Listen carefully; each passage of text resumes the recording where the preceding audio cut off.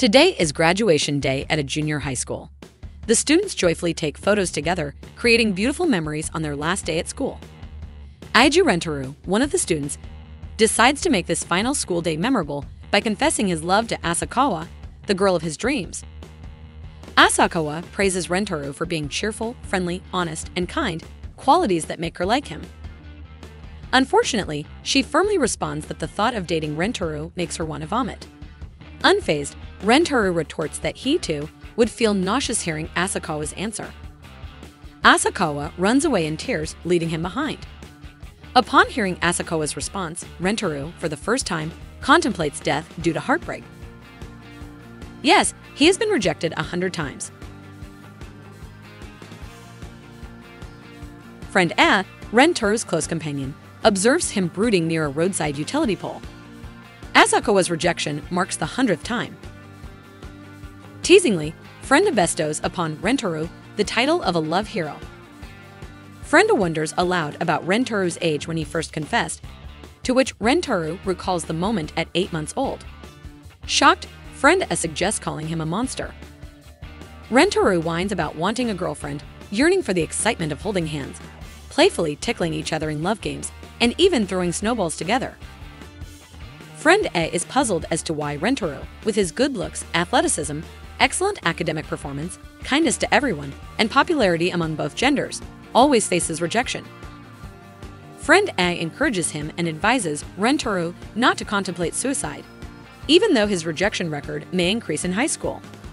An irritated Rentaro resents his friend for making such harsh remarks. Rentaro heads to a temple, where he pleads with the god of love and Buddha, praying for a pleasant high school life and a girlfriend. Suddenly, a voice responds to his prayer. A face emerges from the table, startling Rentaro, who accuses the figure of being a thief stealing temple offerings. The angered deity reveals himself as a winged grandfather, claiming to be the temple's god. He declares that Rentaro will meet his destined match in high school, a soulmate predetermined for him. However, he notes that women can instantly recognize their soulmates, while men might take some time to realize it. Humans will meet their soulmates at a predestined time, but some may not have one. Those with soulmates are considered extremely fortunate. The god informs Rentaro that he will encounter 100 soulmates in high school. Rentaro is shocked by the revelation. 1 month later, the new student admission ceremony at Ohanamitsu High School finally arrives, a day eagerly anticipated by Rentaro. After the ceremony, each class receives instructions regarding school rules. While walking through the classroom corridor, Rentaro accidentally collides with 2 female students simultaneously. All 3 of them tumble, and Rentaro apologizes to both. Their eyes meet, and they feel an extraordinary vibration. Rentaro experiences an incredible shock that spreads throughout his body. Could this be what the god referred to as destiny? Unintentionally, Rentaro gazes at them, then bows out of fear of appearing impolite.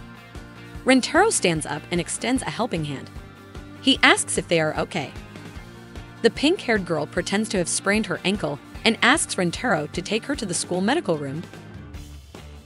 Rentaro's tearful reaction to accidentally hurting her fascinates the girl, appreciating Rentaro's kindness. As he helps her stand, the long-haired, orange-haired girl feels a bit jealous and claims her ankle is also sprained. Rentaro blames himself for being careless and continues punching himself. Both girls panic and quickly stand up. Rentaro asks if their legs still hurt, and they both pretend to be in pain. Rentaro embraces them. The 2 girls compete to stay close to Rentaro, hugging him tightly. Rentaro is confused about how this could happen. He introduces himself to them. The pink-haired girl is Hanazono Hikari, and the orange-haired girl is Inda Karene. Surprisingly, all 3 are first-year students in class 1 to 4. As they pass through the classroom corridor, they overhear other students discussing the school's love miracles. There's a pink clover garden on campus, and the myth says that confessing love while getting a 4-leaf clover ensures acceptance. Rumors suggest that this myth has been proven true by many. Upon hearing this, Hikari and Karene immediately run off, leaving Rentaro behind. After school, Rentaro helps a teacher search for his contact lenses, spending 4 hours looking for them. Rentaro had intended to chat with Hikari and Karene. But when he looks out the window, he is surprised to find them still in the garden, searching for the four-leaf clover. 4 hours have passed, meaning they spent 4 hours searching and still haven't found it. Rentaro is puzzled by people who do such things, especially considering he spent 4 hours looking for contact lenses himself. Seeing Hikari and Kurana's earnestness, Rentaro doesn't just stand by. He brings canned juice for both of them. Rentaro calls Kurana, asking if she's searching for a four-leaf clover. Startled, Kurana says she's just taking some personal time. But Rentaro knows she's lying and asks her not to hide her embarrassment. Rentaro looks for Hikari. Kurana suggests she might be in the restroom. Rentaro hands Kurana a canned orange juice, and he encourages her to drink it immediately as she looks tired. Kurana, appearing shy and reluctant, hesitates to accept it. She pretends to be a bit aloof towards Rentaro, even claiming she'll drink it only because it would be wasteful, though it might cause acidity and embarrassment given their recent acquaintance. She thanks him and leaves. Hikari arrives and questions why Rentaro hasn't gone home yet. Seeing Hikari and Kurana tired from searching for the four-leaf clover, Rentaro wants to offer them juice. Unlike Kurana, who acts a bit standoffish and curt towards Rentaro, Hikari smiles and happily accepts the juice. Hikari's devious plan is to indirectly get a kiss from Rentaro. The juice contains 350 ml, and she says if they can't finish it all, Rentaro should drink half. However, Rentaro actually bought a 190 ml size and swaps it. Cunningly, Hikari argues that half of 350 is 175, so Rentaro should drink 15 ml first, and she'll have the rest. Innocently, Rentaro agrees, takes a sip, and hands the remainder to Hikari. After giving it to her, Rentaro realizes that he was about to indirectly kiss Hikari. However, overwhelmed with nervousness, Hikari accidentally spills the juice. She's devastated by the failure to get an indirect kiss from Rentaro. Rentaro gives her his handkerchief to clean the juice off her skirt. In an unexpected turn, Hikari grabs Rentaro's hand and confesses her love, asking him to be her boyfriend. She admits to falling in love with Rentaro at first sight. It's the first time Rentaro has been confessed to by a girl, and he's deeply moved. Just as he's about to respond, Corinne suddenly appears with various canned juices, causing a messy scene. She bought all the juices because she didn't know which one Rentaro liked, even though she denies it's a thank you gesture to Rentaro. Kurana scolds Hikari for taking the initiative to confess to Rentaro. Despite initially denying her feelings for Rentaro, Kurana declares that she wants to be Rentaro's girlfriend. Rentaro is left undecided on whom he will date. That night, Rentaro was in a dilemma, trying to choose which one to be his girlfriend, as both Hikari and Kurana had strong attractions. He decided to visit the shrine and consult with the god. The god revealed that both Hikari and Kurana were Rentaro's soulmates. Typically, everyone has only one soulmate. But a serious incident occurred during Rentaro's birth. As the god of love, a mistake happened when writing the destiny of Rentaro's soulmate, and the number 100 was mistakenly assigned. This mishap occurred as the god was distracted while watching television. The god also conveyed that those who have found their soulmates can live happily together, but if unhappiness occurs, something drastic will happen, leading to death. People with soulmates enjoy a lifetime of good fortune, and if that luck is missed, only misfortune remains. Therefore, if Rentaro chooses one and rejects the other, the rejected one will die. Throughout the night, Rentaro pondered over this difficult choice. He initially planned to reject both in front of them and secretly maintain relationships with each other to save them from death. However, he recalled his own experience of receiving rejection and realized that expressing love requires courage. Hikari and Kurana had already put in tremendous effort to gather their courage, and Rentaro decided he needed to face the situation with the same bravery. The next morning, Rentaro met both of them with a very dirty condition. Hikari and Kurana asked for Rentaro's answer quickly. Rentaro replied that he chose both of them to be his girlfriends.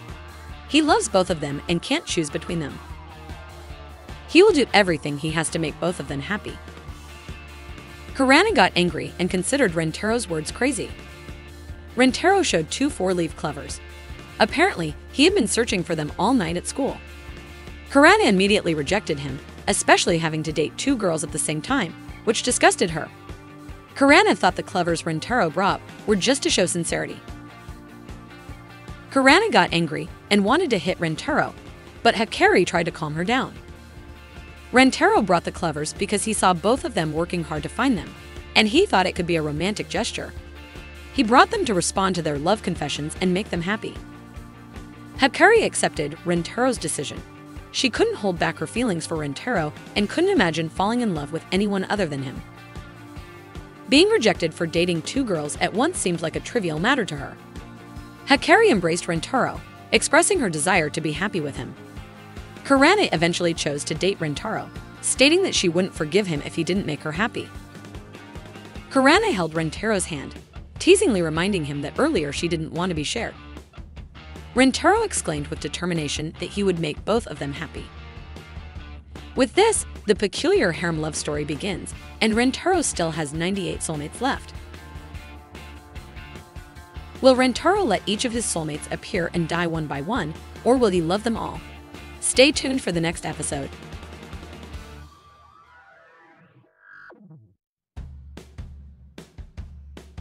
The scene begins with Rentaro sharing his story with a utility pole about his stroke of luck in getting a girlfriend.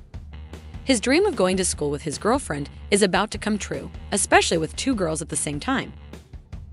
Hikari greets Rentaro with her sweet smile. Kurana, on the other hand, looks surprised to see Rentaro talking to a utility pole.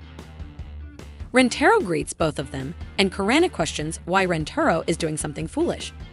Rentaro, feeling embarrassed, explains that he's too excited because he finally has a girlfriend. He approaches both girls to invite them to go to school together. Hikari eagerly takes his hand and comments on the nice weather. It's the first time Rentaro touches a girl's hand. Hikari's smooth, soft, and warm hand makes Rentaro's soul squirm as if it wants to escape from his body. Similarly, Hikari feels Rentaro's large and muscular hand, indicating that he's a guy who enjoys holding hands with his girlfriend. She floats in Rentaro's grasp, making him say something off-topic about the beautiful, strong, and handsome weather. Not forgetting, Rentaro also holds Kurana's hand and invites them to walk together. Kurana is surprised, but because she is the shy type, she says she's not interested in holding hands. Rentaro refers to her as not just a shy cat anymore, but a shy electric shock. Walking hand in hand with girls on the way to school is the happiest moment in Rentaro's life. He expresses his love to the girls, but only Hikari responds with words of love. Kurana diverts the topic to the nice weather. Rentaro mentions the last names of the two girls, as he has been calling Hikari Harazono and Kurana Inda. Upon hearing this, Hikari stops and asks Rentaro to call her by her first name, not her family name. Rentaro agrees, and when he calls Hikari by her name, she blushes. Kurana calls Rentaro, and Rentaro mentions her name. The three of them continue to mention names all the way until they enter the school. Students who hear them think they are taking attendance.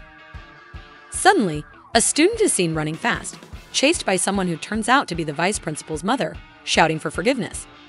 The vice principal's mother is very strict about school rules. So if a student runs in the school corridor, they will be chased everywhere, and when caught, they will be kissed thoroughly, a kind of severe mental punishment. The vice principal's mother is a former athlete, so no one can escape her kisses. Students call her the Speedy Witch Grandma. Discussing kisses, Hikari asks if Rentaro has ever kissed. Rentaro replies that he hasn't, and they are each other's first boyfriend and girlfriend. This means that between Hikari and Kurana, the one who kisses him first will be Rentaro's first kiss. Hikari and Kurana will compete to get Rentaro's first kiss. During the school break, the three of them sat at the edge of the field. As it was early in the school year and the weather was cold, the field appeared deserted. Hikari opened her lunchbox and proudly displayed the omelet she made.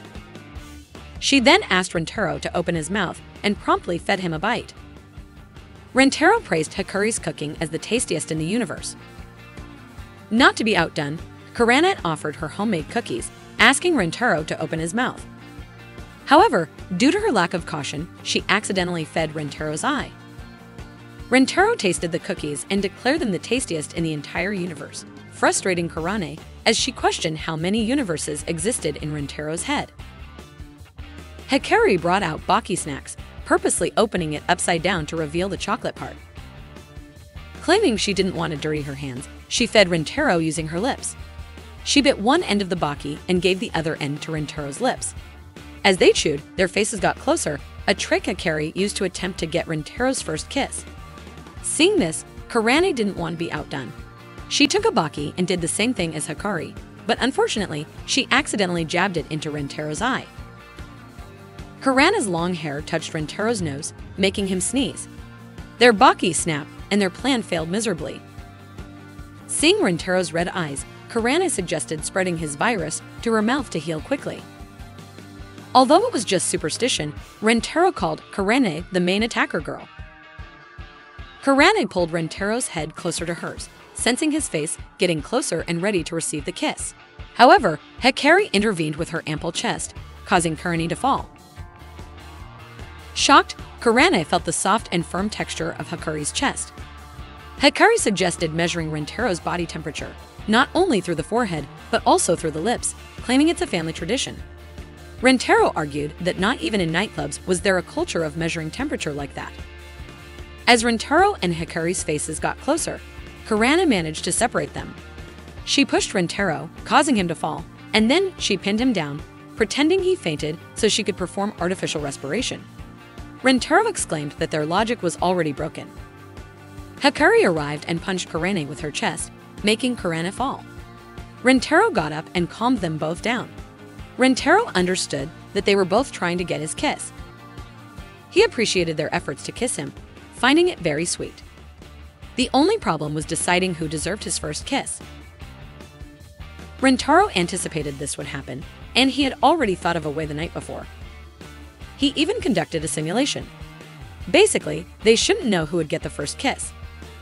The method was that both of them would stand using blindfolds while listening to loud music through earphones. Their standing positions would be determined by a roll of the dice, with the taller one standing on the right. Rentaro himself wouldn't know their positions since he used a blindfold and had the music player. After determining the positions, Rentaro received a signal from his music player. The one who gets the kiss must adjust the volume louder. Rentaro had to roll the dice to decide where he would walk. If the dice showed an even number, he would walk to the left. After kissing both of them, Rentaro would walk back to the original spot, and they would shuffle their positions according to another dice roll. Once done, they would remove the blindfold and the music player. What remained would be the sweet memories of the first kiss with their loved ones. Rentaro's plan was as extraordinary as playing the liar game. Kurane interrupted, saying there might be cheating in this game with the blindfold. However, Rentaro suggested that everyone make a pinky promise not to cheat and agreed that anyone who broke the promise would have to drink 1,000 needles. It's actually a childish game, but because it was a promise, it had to be kept. And so the promise was made together. The game began and Rentaro rolled the dice, getting an even number. He chose to go to the left because his eyes were covered, making him unsure of the exact distance and position of his girlfriend's faces. To avoid collisions, he started by touching the shoulder, but his hand accidentally squeezed a large breast, and Rentaro immediately knew the girl in front of him was Hikari. To show respect to Kurane, he repeated the process. Hikari looked embarrassed due to Rentaro's recent actions. With blushing faces, they invited Kurane to repeat the process. While Rentaro was walking toward them, a mesmerized cat observed Kurane's skirt fluttering in the wind. The cat jumped at Kurane and played with the ribbon that was on her underwear. The cat repeatedly touched Kurane. She reflexively kicked and said Rentaro was a pervert. The kick hit Rentaro. He screamed in pain. Rentaro fell and Kurane beat him after removing the blindfold. Kurane then found out that it was the work of the wild cat. The game had to be restarted and Hikari saw Rentaro's battered face. They repeated it again, but failed many times. This plan never worked, and both Hikari and Kurane blamed each other. Rentaro begged them to stop fighting. He didn't expect the first kiss to make his two girlfriends fight. It was all because he was inexperienced in love. Rentaro, who was desperate, ran towards the corridor and called the deputy principal's mother. Hearing that, the deputy principal smiled. She ran after Rentaro. Hikari and Kurane chased him. They didn't want Rentaro to be kissed by the old lady. The former athlete's old lady ran very fast. She was very excited to give Rentaro a love whip as punishment.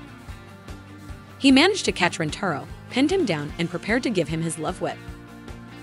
Kuranai swiftly strangled her to protect Rentaro from his crazy punishment. Hikari opened the corridor window and called out to Mr. Committee to report the harassment of the deputy principal. The old lady let go of Rentaro and got up away from them. She didn't want to lose her job because she had to save money to be able to kiss handsome men in nightclubs. Hikari and Kuranai approached Rentaro, questioning why he acted this way. Rentaro loves both of them. It might seem selfish, but he only wants them to be close. His first kiss caused them to argue, so he decided to discard his first kiss into the mud puddle. Unanimously, they responded that rather than having Rentaro's first kiss taken by the mud puddle, they would prefer to be stolen 110 times by her, pointing to each other. They discovered that they both love Rentaro. Hearing this, Rentaro was overjoyed, and he hugged them tightly. Rentaro proposed a solution for his first kiss predicament. He suggested a three-way kiss. This way, they wouldn't just be kissing Rentaro, but Hikari and Kuranai would also share a kiss. Rentaro reassured them that they could do it. Hikari and Kuranai were stunned at Rentaro's crazy idea. Rentaro held one hand of Hikari and Kuranai each. With their other hands, Hikari and Kuranai held each other. They closed their eyes, leaned in, and with a slight parting of their lips, the three-way kiss happened beautifully in the late afternoon. Their positioning resembled a picture inviting UFOs on the school rooftop. The next day, the three of them went to the library together. Hikari wanted to find a cookbook. Rentaro loved the omelette she made yesterday, so she wanted to cook another dish for him. Similarly, Kuranai, not wanting to be outdone, also wanted to try cooking for Rentaro. However, Kuranai always said it shyly. She didn't want to appear to like Rentaro, even though, in reality, she was very fond of him. Hikari and Kuranai read cookbooks together. Even though they seemed not to get along at first, they became close since that kiss. Rentaro went to the adjacent bookshelf, looking for a book he might read. Suddenly, his eyes were drawn to the books in front of him, a book about love. Quickly, he reached for the book that piqued his interest, but accidentally touched the hand of a small, purple-haired girl trying to reach for the same book. Their eyes met unintentionally, sending a strange sensation coursing through their bodies. Could this girl also be Rentaro's destiny? Stay tuned for the next episode.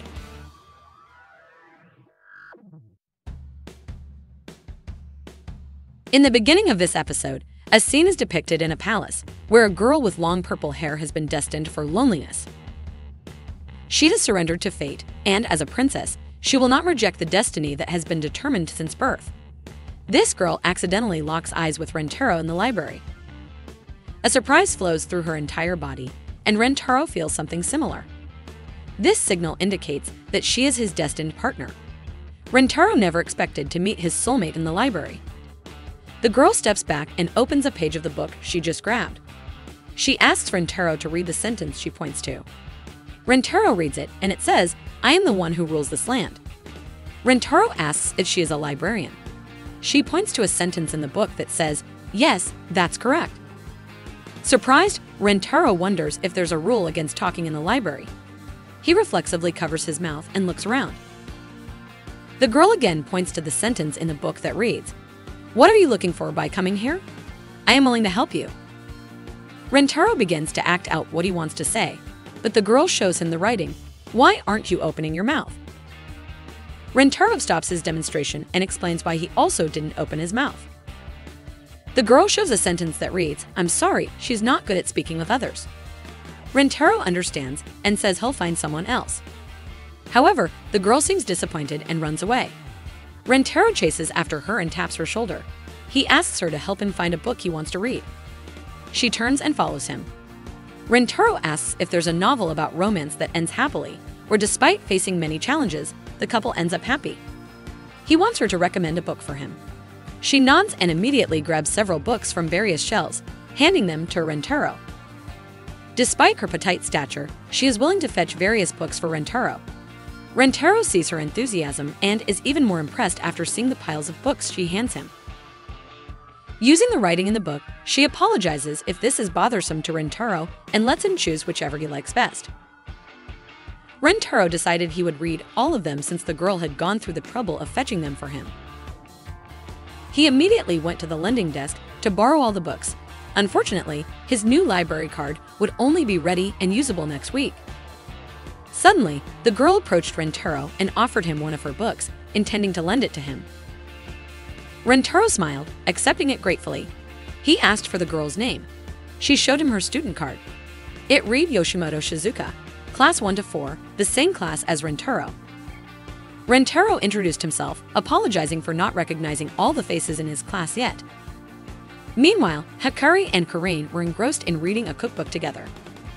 Hikari remarked that Rentaro would love it if she cooked the dishes from her book. Curious, Karain asked to see it, even though she herself was holding a cookbook. Rentaro came over and praised both of them for diligently reading through all those cookbooks. The pile of books continued to grow as Hikari imagined dishes that would make Rentaro happy. Shyly, Karain admitted she was just reading to expand her knowledge about cooking. Rentaro was touched and teary-eyed seeing both of his girlfriends being so dedicated. That night, Rentaro read the book given by Shizuka titled The Love Story of the Crown Princess. The book narrated the tale of Princess Lo and Knight Kamakuru, who faced numerous challenges and fate. Princess Lo knighted Kamakuru, expecting him to be a wise and just exemplar.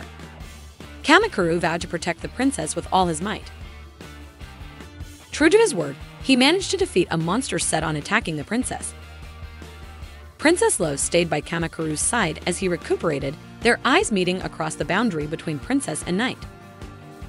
Eventually, they found their way to each other's hearts, falling in love. One day, Princess Lo was to leave for a neighboring country, as she was already betrothed to the neighboring kingdom's prince. Kamakuru approached Princess Lo's carriage but was blocked by guards. Although Kamakuru would give his all to protect Princess Lo, he couldn't defy his fate. Rentaro shed tears as he read, encouraging both Kamakuru and Princess Lo not to be defeated by fate, to face all challenges and find happiness. And so, the first volume concluded here. The story continued in the second volume. After finishing the book, Rentaro pondered the concept of fate. Those destined for each other. If they didn't love and live happily, they would die. The next morning in classroom 1 to 4, Rentaro greeted Shizuka and intended to return the book he had borrowed yesterday. Shizuka was surprised to see Rentaro approaching her. Rentaro had finished reading it and admitted that the story in the book was very captivating. He noticed an open bag next to Shizuka, inside which was a book similar to the one he borrowed. Rentaro asked if that was the second volume of the book. Shizuka handed the second volume to Rentaro. He was very grateful to her as he was very curious about its continuation. As a gesture of gratitude, Rentaro invited Shizuka out of the classroom. As they reached the classroom door, he saw both of his girlfriends arguing over which dish they wanted to cook for him. Seeing this, Rentaro felt they had already become close. He bought Shizuka a canned drink. They sat together on a bench at the back of the schoolyard. Rentaro tried to get closer to Shizuka. He had read many romance books, but the one he borrowed from Shizuka was truly captivating and made his heart race, especially the part where the princess and the knight accidentally crossed paths. Shizuka had taken care of that book since childhood and had read it repeatedly, so she understood its content very well. She even knew the structure of sentences on every page. Rentaro understood that this was why Shizuka used the book as her means of communication, quickly navigating its dialogues to converse. He himself couldn't comprehend literature to that extent. Shizuka was truly remarkable. However, Shizuka didn't want to be praised like that. Her ability came naturally to her. She had no one in her life she could call a friend, and it was in the world of books that she found solace. She was deeply grateful to Rentaro, pleading with him not to hate her. Rentaro could never hate her. He borrowed the first volume of the book again, promising to return it soon. In the library, the librarian approached Shizuka, remarking that she seemed happy and wondering if something good had happened. Shizuka panicked, clarifying that nothing had happened, she was just doing her usual duties. Shizuka then went to the bookshelf where she first saw Rentaro. There, she reenacted the scene from the previous day with her hands. The next day, Shizuka waited for Rentaro to approach her, even bringing along the third volume of the book. However, Rentaro didn't show up until the third day. Walking through the school hallway, she spotted Rentaro sitting with two girls beside him. Rentaro was with his two girlfriends, Hikari and Karain. Concerned about Rentaro's apparent lack of sleep, Rentaro, smiling, mentioned he had been trying to do something every night. Immediately, Hikari and Karain's minds wandered to lewd thoughts. Seeing Rentaro slightly exhausted and yawning, Hikari swiftly kissed his cheek, intending to share her enthusiasm. Rentaro happily embraced her, even calling her his angel. Karain, feeling left out, also intended to kiss him but ended up bumping her head against Rentaro's. He referred to it as a boost of fighting spirit. Gratefully, Rentaro called Karain his Gradius, which means war god. From behind the hallway, Shizuka witnessed everything. She felt heartbroken upon realizing Rentaro already had girlfriends, and naturally, he wouldn't have time to read books. She instantly recalled her past, being shunned by her peers who found her weird because she communicated through books. Even her mother often scolded her, urging Shizuka to talk like other kids. Her mother despised her, labeling her as a strange child. Overwhelmed with emotions, Shizuka cried, feeling utterly alone. After school, Rentaro approached Shizuka in the library. She was taken aback by his sudden appearance. Rentaro inquired if Shizuka had a gadget, asking her to install an application, assuring, "This application is designed to convert typed text into electronic voice." After installing the app on his gadget, Rentaro sent a file containing the text of the book story that Shizuka had lent him. Rentaro had manually typed every single word from the book. Until now, Shizuka communicated through books, never looking directly at her conversation partner. With this app, she could communicate while maintaining eye contact. Rentaro wanted to help Shizuka communicate more easily with others. He asked her to give it a try. However, the sentence that appeared was, "I like you." Rentaro was taken aback. Shizuka cried and told Rentaro to ignore it. She didn't expect him to reciprocate because she knew Rentaro already had a girlfriend. Rentaro accepted it, not because he didn't care about the girl's feelings, but because his own feelings told him that he loved her too. Through the app, Shizuka expressed that she and Rentaro seemed destined not to be together. Just like the story of the princess and the knight in the book, Rentaro said they just needed to defy that fate. He hugged the tearful Shizuka and they started dating.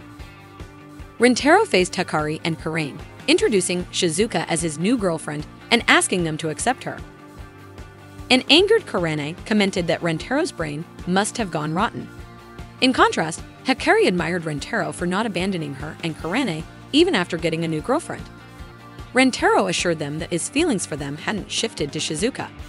He likened it to finding a new oil field while not abandoning the existing one. Most importantly, his feelings for all three of his girlfriends would never change. He would enhance his love for them through his actions. Rentaro also told them to be honest if they ever felt unhappy. At that point, he would commit seppuku. Karain looked furious, while Hikari praised Rentaro as the best among men. To Rentaro, it was a fitting punishment for someone who hurt the ones he loved. Such a person didn't deserve to live. He even ordered a knife for it. With Rentaro's unwavering determination, this peculiar relationship expanded. Will Rentaro be able to manage this eccentric relationship, especially being inexperienced in love? Will he truly go through with his threat? Stay tuned for the next episode, and remember, Rentaro still has 97 more girls to go. Rentaro introduced his three girlfriends to each other. Hikari and Karain were curious about what kind of girl Shizuka was, as she seemed pretty normal. They were taken aback when Shizuka replied to their greetings using a voice gadget. Rentaro had entered the names of the first-year students into the second volume of the book data on the app Shizuka used, making it easier for her to communicate with her friends. Shizuka tested it by calling Rentaro's name, followed by Miss Karain and Miss Hikari. Seeing Karain's discomfort, Shizuka was asked not to address her so formally. Rentaro explained to Hikari and Karain about Shizuka's unique way of communicating through her favorite book. Shizuka was also the librarian and had a deep love for books. Rentaro mentioned that one endearing trait of Shizuka was how her foot moved while reading. Her toes would wiggle based on her emotions, reminiscent of a puppy's tail, making her emotions transparent. Karain's charm was evident when she becomes shy and twirled the end of her long hair around her finger when praised, transforming her demeanor into something especially sweet. Meanwhile, Hikari's allure, according to Rentaro, was how she sucked on her finger when deep in thought, which made his heart race. Moved by Rentero's keen observations, Hikari, Kurane, and Shizuka felt deeply touched. Rentero further shared that when Hikari kissed, she slightly puckered her lips, and Kurane seemed to struggle to hold her breath during a kiss. Shizuka was surprised to learn that their relationships had progressed to exchanging kisses and apologized for any anxiety she might have caused. Unexpectedly, Hikari asked Shizuka if she wanted to try it too. However, Shizuka declined, stating she wanted to preserve her virginity as per her beliefs. She apologized to Rentero, but he reassured her that it was all right. He believed they should take things step by step without rushing. Rentero respected Shizuka's decision, emphasizing that he would only proceed if she genuinely wanted to. As Hikari and Kurane listened, they couldn't help but wonder about sharing a kiss with Rentero themselves, lost in their thoughts as they continued to eat. They all had lunch together. As usual, Hikari and Kurane vied to feed Rentero. Hikari fed him gently, while Kurane did it with a touch of forcefulness. Rentero's mouth was soon full, and he humorously dubbed himself the Prince Shotoku of the culinary world. After finishing their meal, Hikari and Kurane argued over who would get to talk to Rentero. Meanwhile, Shizuka ate quietly on her own, observing their squabble. The close proximity of Hikari's and Kurane's faces during their argument made Rentero jest that they looked like they were about to kiss. Rentero glanced at Shizuka, who still seemed reserved. He understood that it might be challenging for Shizuka to immediately bond with Hikari and Kurane. Many people tend to hide their true feelings when they first meet someone, suppressing their emotions to avoid potential dislike. However, understanding and expressing feelings can lead to deeper connections. With this in mind, Rentero decided to plan something to help everyone bond.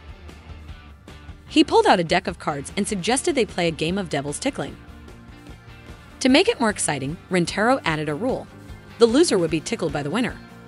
He believed that such a playful punishment could unveil hidden emotions, emphasizing the importance of physical contact and smiles in the process. He named this game the Laughing Bonding Strategy. All three agreed, and Rentero jokingly felt he might be outnumbered in the game. The first round ended with Rentero as the winner and Kurane as the loser. Instead of feeling upset, Kurane eagerly anticipated her punishment from Rentero. As Rentero began to tickle her, Kurane surprised everyone by dropping to the ground and striking a rather risque pose. In the second round, Rentero won again, with Hikari losing this time. Like Kurane, Hikari was thrilled to receive her punishment. She approached Rentero, starting to unzip her sweater. Kurane quickly intervened, stopping her from proceeding further. Rentero began tickling Hikari, and she laughed heartily, enjoying the sensation of his large hands exploring her body.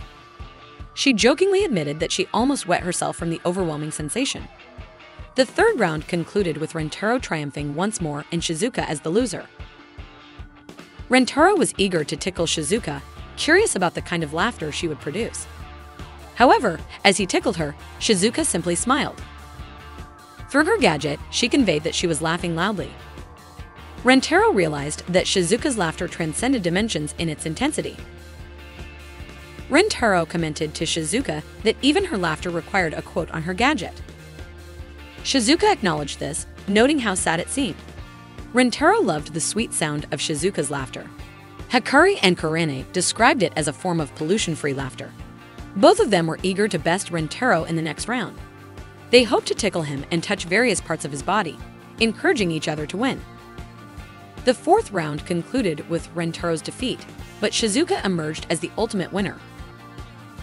Rentero prepared himself for a playful punishment from Shizuka. However, instead of tickling him vigorously, Shizuka merely poked him, causing Rentero to chuckle slightly.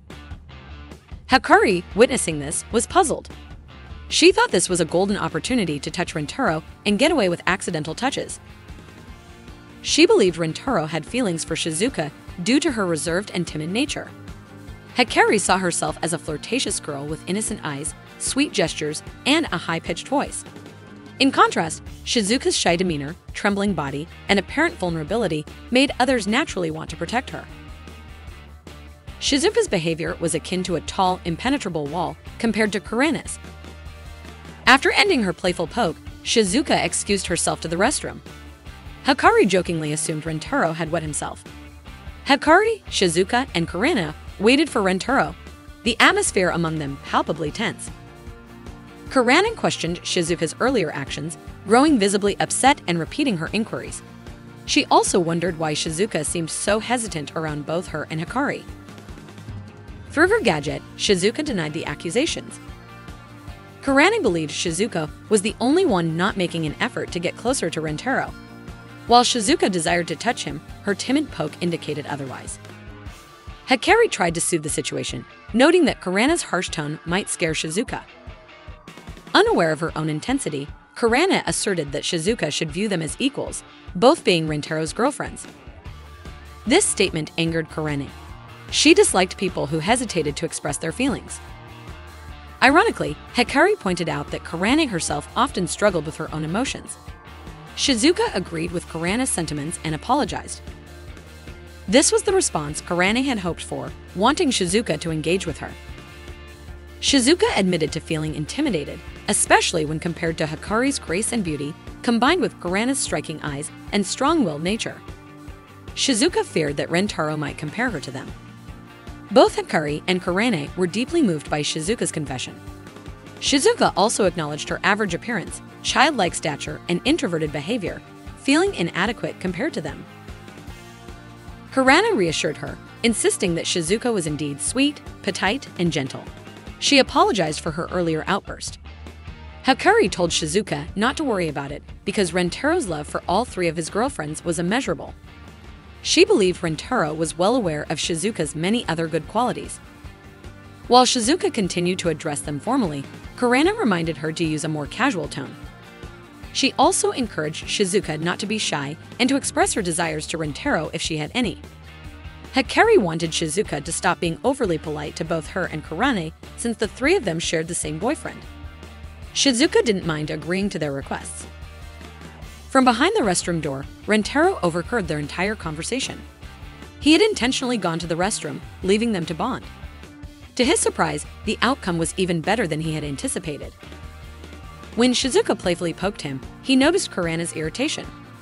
Rentaro had initially planned to diffuse Kuranen's potential anger before any dispute arose. However, he was more concerned that their concealed feelings would prevent them from truly bonding.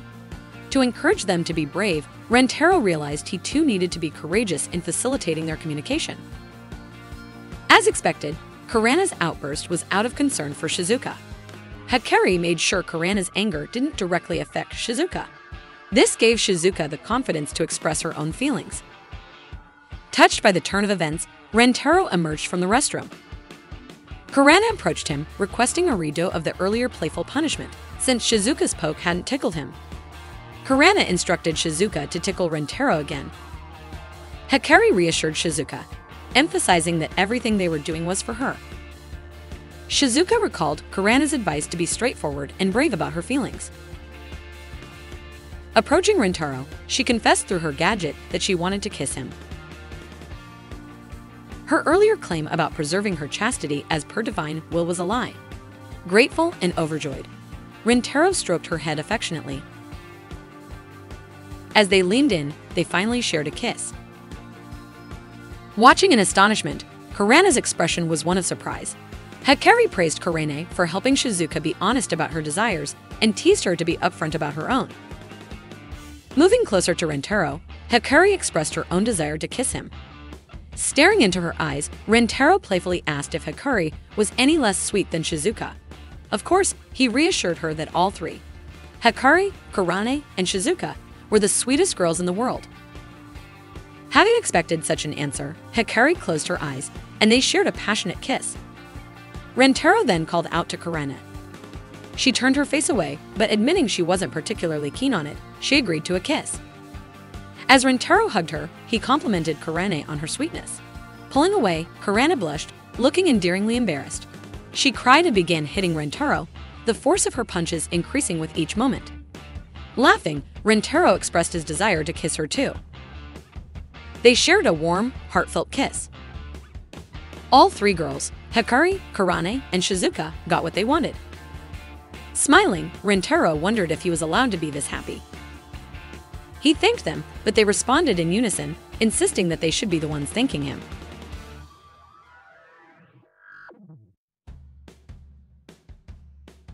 Today, all the students gathered in the school hallway, precisely in front of the announcement board. The examination results of the students were displayed from first place to last.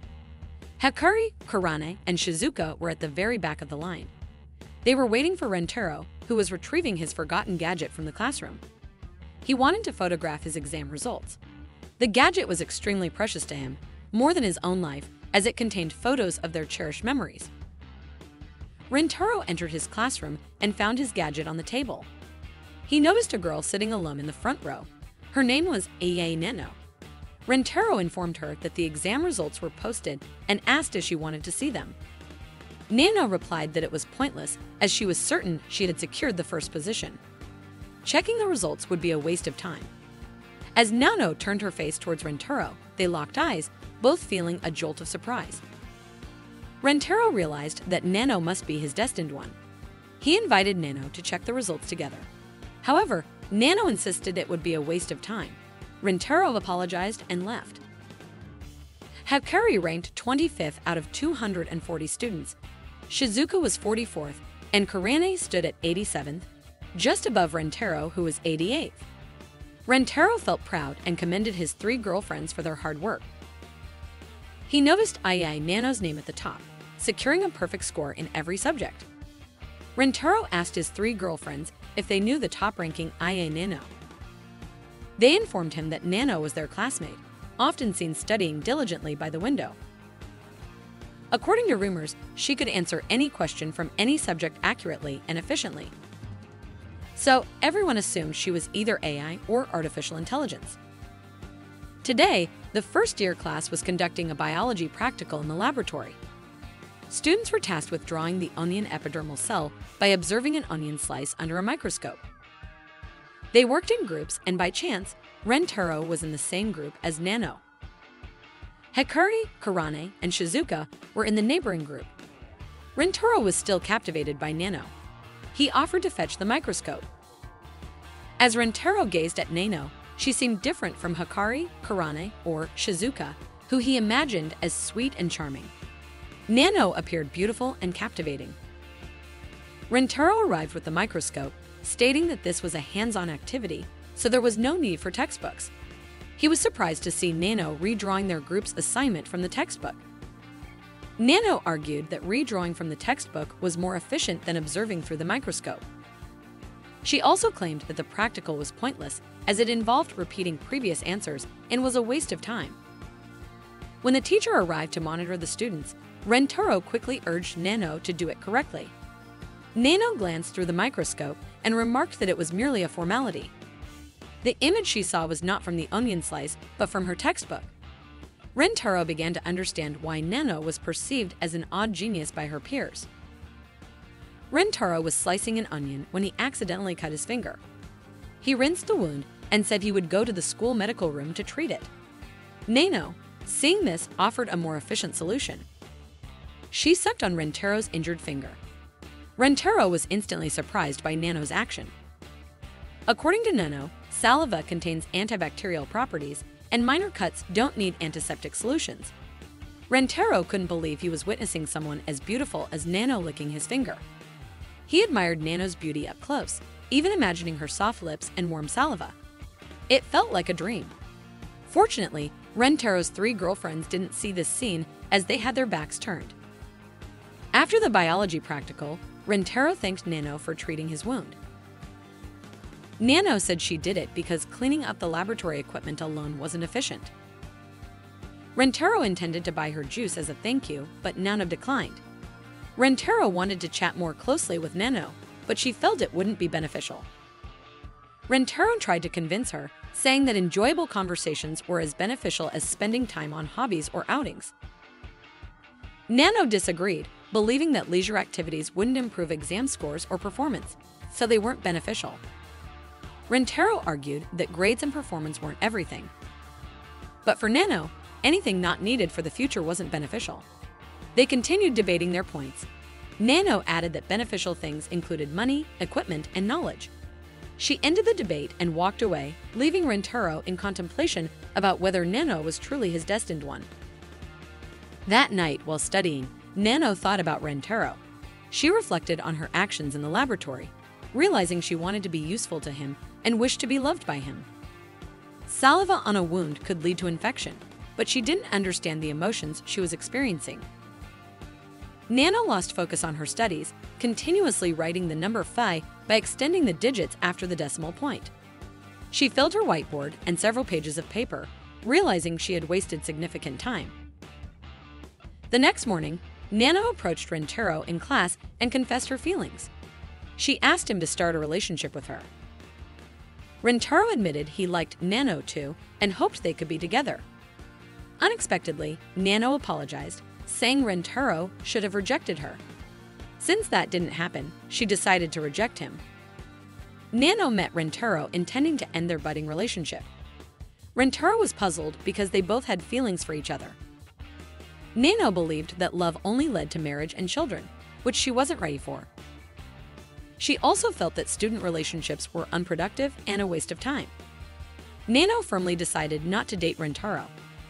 Rentaro shared his life story, having faced rejection in love 100 times before, but those rejections wouldn't deter his pursuit of Nano. Rentaro couldn't easily let go of their relationship. He proposed a one-day date with Nano and promised not to pursue her further if it failed. A few days later, they went on a date. This was Rentaro's first date. He was captivated seeing Nano in casual attire. Rentaro's mission for the day was to make Nano happy and to show that spending time with loved ones was worthwhile. The first thing they did was ride a carousel. Nano wondered why there was a horse training machine in a playground and what it was used for. Rentaro replied that it was a toy, not a training machine. Rentaro took out a Polaroid camera, having liked it since childhood. However, Nano found it pointless because it couldn't store data or have duplicate files. If a photo was lost, there would be no copy. Rentaro just smiled at Nano's overly rational response. He took a flat-faced picture of Nano and showed it to her immediately. Next, they visited a haunted house attraction. Nano didn't believe in ghosts because they couldn't be scientifically proven. Rentaro was startled when a ghost suddenly appeared, but Nano told him it was a living person. Several ghosts appeared, even one pulling Rentaro's leg, terrifying him. Nano remained indifferent, stating they were humans, so why be surprised? She believed the attraction should be called House of Humans since all the figures were human. They continued their date by riding the spinning teacup attraction. It was Nano's first time on this ride, and she found it bizarre. She questioned why people would enter a large spinning cup and what desire they sought to fulfill. Nano also couldn't understand why no one questioned the strangeness of it. She even suspected it might be a brainwashing device, spinning people with accompanying music. They proceeded to a large maze attraction. Nano climbed the walls to determine the most efficient route from above.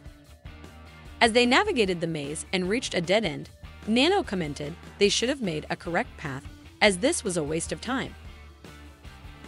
None of the attractions they tried seemed to evoke any expression from Nano. She viewed them all as a waste of time. Rentaro then invited her to ride the Ferris wheel, believing the date wouldn't be complete without it. As their Ferris wheel gondola ascended, Nano's hands trembled. She was afraid of heights. Fear of life-threatening heights was a natural instinct. Rentaro offered to sit next to her, to which Nano nodded. Her trembling hand held Rentaro's. Rentaro held Nano's hand back. She was surprised and let go, but then Rentaro held her hand again. After the ride ended, Rentaro thanked Nano for the day's date. The playground would close in 30 minutes. Rentaro and Nano sat looking at Rentaro's photos. Nano's expressions seemed flat, but Rentaro could discern which faces looked bored and which looked happy. Nano was puzzled since she was often told she lacked feelings. While today made Nano happy, she felt she hadn't gained anything from it. She even considered the day unproductive and apologized to Rentaro. Rentaro understood, believing everyone had their own way of feeling things. He appreciated Nano's honesty about her feelings. Seeing the day as unproductive, he decided to discard all the photos and intended to burn them. He lit a match and set one pile of photos on fire. Reflecting on their day together, Nano swiftly grabbed a stack of photos from Rentaro's hands. The edge of one photo caught fire slightly. Rentaro commented that Nano shouldn't lose something she didn't own, yet now she feared losing something. This showed she had gained something she previously lacked. Whatever Nano had gained might not have a clear definition or affect her grades and performance, or even be useful for her future. But she had obtained something so precious that it touched her heart. Unknowingly, Nano shed tears of emotion. Rentaro wanted to show that spending time like this was the most meaningful thing in someone's life. Nano confessed her love to Rentaro and asked him to be in a relationship with her. She wanted something more than just falling in love with him. She also wanted to spend time with Rentaro to discover many things she didn't know. Rentaro stood up and said he loved Nano too and would spend time with her. As Rentaro reached out his hand, Nano pulled him close and kissed him. At school, Rentaro introduced Nano to his 3 other girlfriends and asked if they would accept Nano. Unexpectedly, all 3 agreed. Rentaro and his 4 girlfriends planned to go on a date together. Their destination would be a swimming pool resort. What the fun would be like, we'll find out in the next episode. In the previous episode, Hikari suggested a newly opened swimming pool as the spot for Rentaro's date with his 4 girlfriends. Kurana went to a swimwear store to pick out a suitable swimsuit for the occasion. She grumbled about Hikari's choice of a swimming pool date, since she didn't have a nice swimsuit for such an event. She had only been to swimming pools with her female friends. She believed cute swimsuits weren't her style. Suddenly, she spotted a cute white lace swimsuit. While hesitant about whether it would suit her, she thought Rentaro might still compliment her. The next day at the swimming pool, they all arrived together. Rentaro waited for his girlfriends, who were changing into their swimsuits. After a short while, they appeared together. Rentaro was in awe of their appearances in their swimsuits. Hikari and Nano looked very attractive in their mature swimsuits, while Shizuka looked adorable in her school swimsuit. Shizuka apologized for embarrassing them, but Rentaro reassured her, finding her simple swimsuit charming. Rentaro then wondered about Kurane, who hadn't shown up yet. Approaching him, Kurane was wrapped in a cover-up. Rentaro mistakenly thought she was nude underneath. Denying it, she mentioned feeling a bit chilly and wanting some rest. Sensing Kurane wasn't feeling well, he suggested she shouldn't force herself. He even proposed canceling the date and rescheduling when everyone felt better. However, Kurane declined, insisting her ailment wasn't that serious. Nano suggested Kurane sunbathe to warm up. Kurane thanked her, asking Nano not to worry. But Nano defensively remarked they weren't that close for her to be overly concerned. Annoyed by Nano's response, Kurane playfully kicked her multiple times. Shizuka admitted her lack of swimming skills and offered to accompany Kurane. However, Kurane declined, choosing to go alone. They entered the current pool. Shizuka, on a floating tube, spun around carried by the currents, feeling she couldn't go against fate and just went with the flow.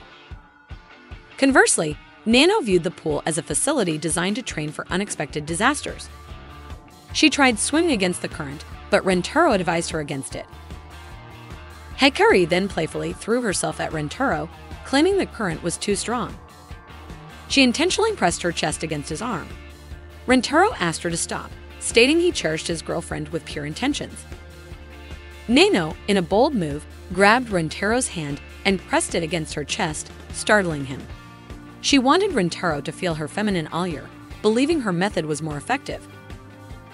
Not to be outdone, Hikari did the same with Rentaro's other hand. A playful argument ensued between Nano and Hikari, each boasting about the respective sizes and shapes of their chests.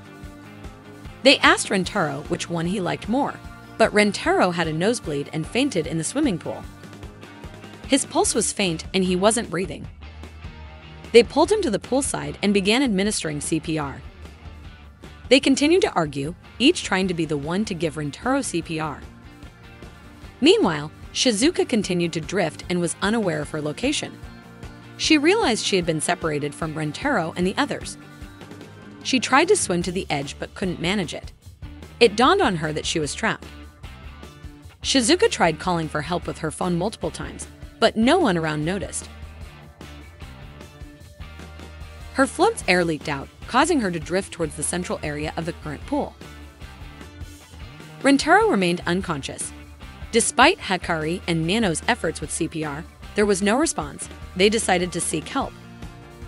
Hikari suggested asking a male staff member for assistance.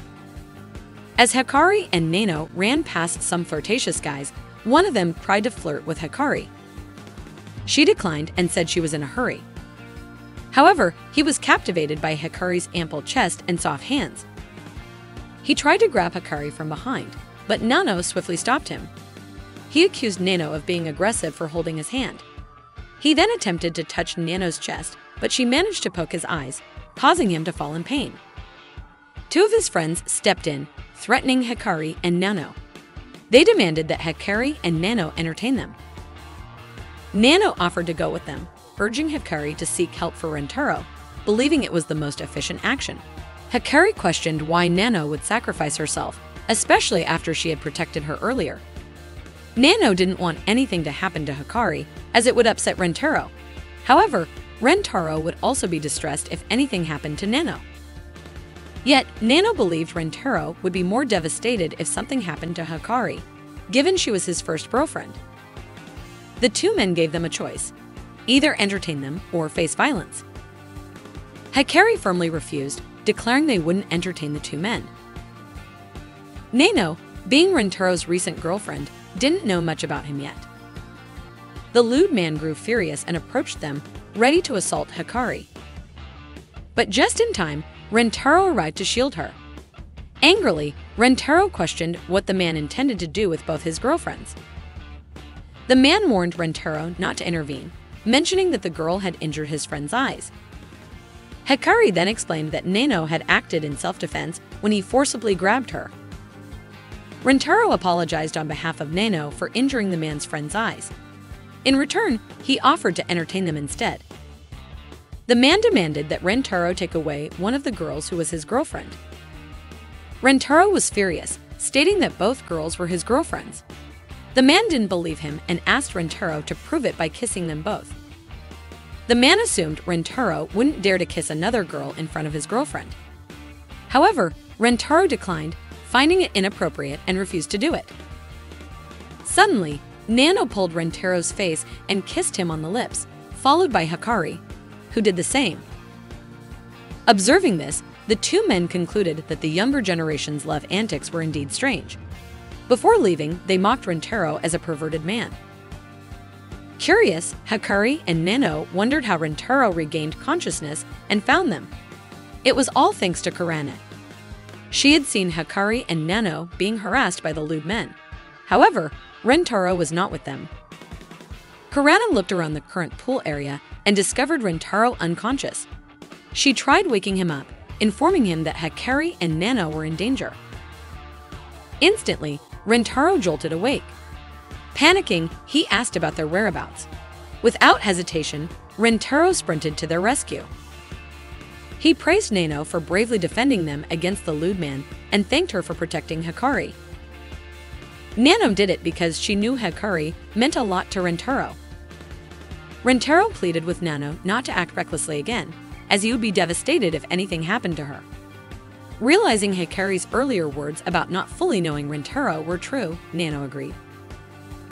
Kurana asked Hikari about Shizuka's location. Hikari hadn't seen her since they left the current pool. Panicking, Rentaro knew Shizuka couldn't swim, even with a float. He immediately began searching for her. Stranded in the middle of the current pool, Shizuka tried calling for help using her gadget's voice feature. However, the people around her didn't recognize the gadget's sound as a communication attempt. Worse, her gadget's battery died, leaving her in tears. From afar, she heard Rentaro's shouts calling her name. She waved her hand, but Rentaro didn't notice. Shizuka had to raise her voice, but she was unsure if Rentaro would hear due to her soft voice. Just as Rentaro was about to leave the area to search elsewhere, in desperation, she shouted, "I'm here." Her voice was faint, but Rentaro's ears caught the sound wave. He immediately turned and approached her. He was relieved to see Shizuka safe and apologized for leaving her alone. Rentaro carried Shizuka across the current pool. As she was carried, Shizuka looked at Rentaro and kissed him. Rentaro was surprised that Shizuka dared to do it in public. They then joined the others. Nano advised Rentaro to rest. Rentaro invited Kurane, who was feeling cold, to rest with him. Rentaro and Kurane sat together while the others were busy playing. As they all chatted, Rentaro noticed something. He realized that Kurane kept glancing at Hikari and Nano. He sensed her lack of confidence, feeling she was comparing herself to Hikari and Nano. Kurane denied it, attributing her behavior to feeling cold. But Rentaro didn't buy her excuse, especially when he saw her order a melon soda float, a drink one wouldn't typically choose when feeling cold. Rentaro tried to comfort Kurane, explaining that both Hikari and Nano had matured faster even though they were the same age as him. So for a first-year senior high school student like Kurane or Shizuka, it was normal to feel a bit different. He assured her there was no need to worry. However, Kurane felt she was different. She saw herself as small and cute, unlike Hikari. She felt her tall stature wasn't cute and lacked femininity. To reassure Kurane, Rentaro urged her to stand up, playfully tugging at her robe. When she did, her body perfectly fit the white ruffled swimsuit she had bought the previous day. Panicking, Kurane slapped Rentaro's cheeks several times. Rentaro complimented her swimsuit, saying it looked adorable on her. Startled, Kurane moved away from Rentaro. But he quickly approached and embraced her. Their hearts raced, and Rentaro mentioned how their heartbeats sensed, causing them both to feel embarrassed. He tried to reassure Kurane that it wasn't about who was better. Everyone had their unique charm, and Kurane was certainly captivating. Rentaro invited her to rejoin the group. The two then shared a loud, affectionate kiss. As they approached the others, Nano inquired if Kurane still felt cold. Hikari complimented Kurane's swimsuit, finding it incredibly cute. Blushing from Hikari's praise, Kurane felt even more embarrassed when Hikari teased her to show off more. The group continued their pool date, enjoying various activities like taking intimate photos, going down water slides, floating on inflatable tubes, sipping sodas, and many other fun moments at the pool. One morning, Rentaro and his 4 girlfriends were running down the hallway toward the cafeteria. As they passed in front of the chemistry laboratory, Rentaro accidentally locked eyes with a girl with red hair who was inside the lab. A shock ran through his body, indicating that this girl might be his destined partner. The next day, Rentaro visited the chemistry lab, knocked on the door, and greeted the occupants. A cute little girl turned and smiled at him. Rentaro looked for the girl he had seen the day before, but she was nowhere to be found. The little girl introduced herself to Rentaro as Yakuzan Kusuri, a member of the chemistry club. She served tea in a chemistry glass for Rentaro. Kusuri approached him and proudly displayed a herbal concoction that would turn him into a human magnet. Rentaro praised her, saying that this discovery could surely win a Nobel Prize. By drinking it, the potion would affect the iron in the blood, giving him magnetic powers. To clarify further, Kusuri offered Rentaro a drink. However, Rentaro declined. Kusuri explained that if she wanted to know the effects, she would try it herself, even expressing interest in trying drugs. Rentaro warned her never to try drugs. Kusuri then forcefully urged Rentaro to drink the magnetic potion. The results were impressive. Small metal objects clung to Rentaro's body. His body reacted like a magnet. As a side effect, Rentaro would experience constipation for 3 days and 3 nights. Curious, Kusuri wanted to try a potion with an opposite polarity from the one Rentaro had consumed. After drinking it, she clung to Rentaro's body just like a magnet. Kusuri explained that if they drank potions with the same polarity, they would stick to each other in a reverse position, resembling a 69 position.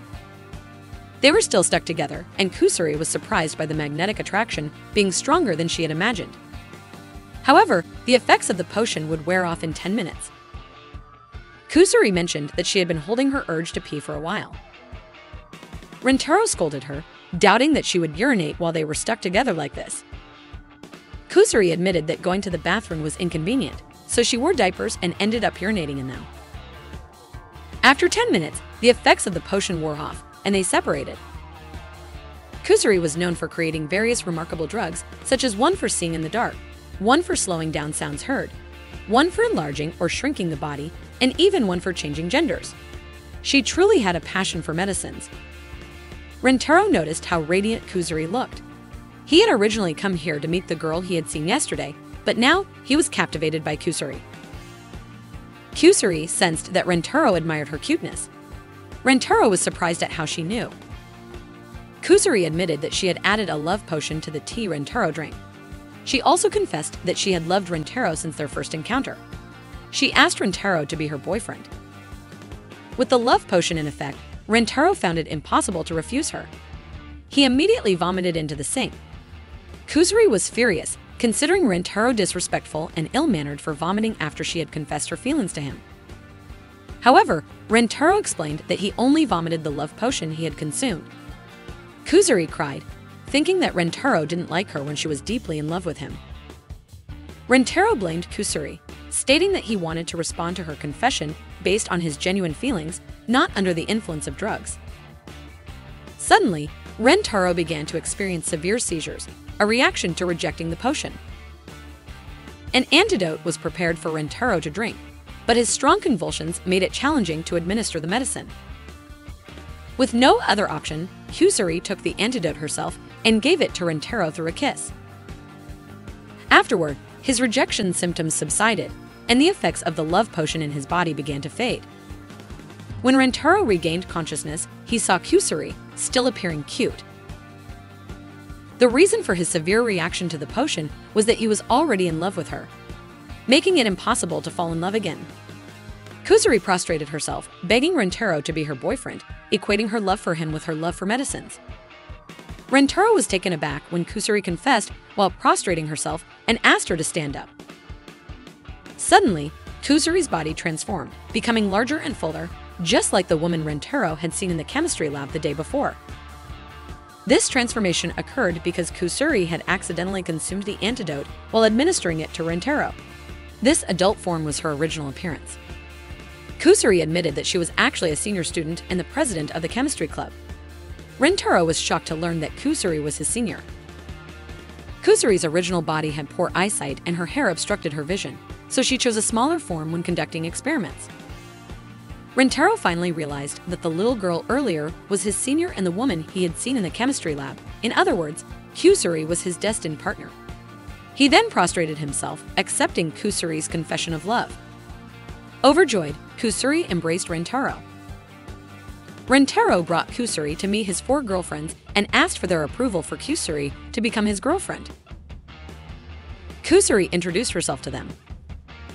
Nano responded by saying that it would be efficient to date at the same time. Kurana asked Kusuri to continue her introduction. Kusuri shared her deep love for medicines. Initially, Kurana doubted and thought Rentaro was not sane to choose Kusuri. However, Rentaro reassured her that Kusuri had never tried drugs before. He also explained that Kusuri was a senior student and her current small stature was due to the effects of the medicine. Kusuri had prepared medicines for all of them: breast enlargement pills, pills for self-honesty, and pills to enhance femininity for Kurana. Kurana got angry, wondering if Kusuri had researched her before. It turned out Kusuri had obtained information about Kurana from Rentaro. Kurana was furious and hit Rentaro. She questioned why Rentaro thought of her in that way. Kusuri intervened, stating that Rentaro had mentioned that Kurana's slim and slender body was sweet and looked cute when she was not honest. They hugged and Kurana apologized to Rentaro. For Hikari, Kusuri gave her a pill to increase her sexiness. Hikari believed she could seduce Rentaro with this pill, thinking it would enlarge her breasts and buttocks, making Rentaro do anything to her. She consumed the entire pill, even though Rentaro had advised her to reconsider. Unexpectedly, the pill caused Hikari to sweat profusely. Her sweat melted her clothes, revealing that by sexiness, it meant being naked. Embarrassed, Hikari covered herself. Rentaro gave her his recently worn sports attire. Wearing Rentaro's used sports clothes made Hikari very happy. The effect of the pill only melted her clothes once, so the attire was safe to wear. For Shizuka, who loved books, Kusuri made a pill that transformed her into a fantasy world resembling a rabbit. Shizuka was grateful and immediately consumed the pill. 2 rabbit ears appeared on her head. Rentaro saw it and found it adorable. The rabbit ears even moved when Shizuka made sounds using her gadget, resembling special effects in movies. Rentaro touched the rabbit ears and Shizuka could feel it. He then held Shizuka and caressed her rabbit ears, making Shizuka enjoy the moment. For Nano, who prioritized efficiency, Kusuri made a pill for hair manipulation. This enabled Nano to move her hair as if she had extra hands. Nano was delighted as it increased her efficiency. Seeing dust on Rentaro's face, she used her hair to wipe his cheek. Her hair then pulled Rentaro towards her, leading to an embrace and a kiss. Nano loved the pill and asked if there was more. Kusuri provided several bottles of the pill, but the effect would last only for 10 minutes per dose. If Nano consumed too much, she might become bald. However, Nano saw it as efficient since it would save her hair care time. She then questioned if Rentaro would still love her if she were bald. Of course, Rentaro would love her, even if she were bald, overweight, or even controlled by aliens. But Rentaro loved Nano's beautiful hair, so she decided not to take Kusuri's pill. After introductions and trying various medicines made by Kusuri, they gathered to have snacks and tea. They all agreed that the medicines weren't too bad. Even Karane was still curious about the effects of the breast enlargement pills. Kusuri then showed a drawing that depicted Karane with fuller breasts. Kusuri had created various medicines and now was eager to join the scientist team she admired. Her dream was to develop and research more medicines with that team. Feeling the need to use the restroom, Kusuri confessed she was wearing a diaper.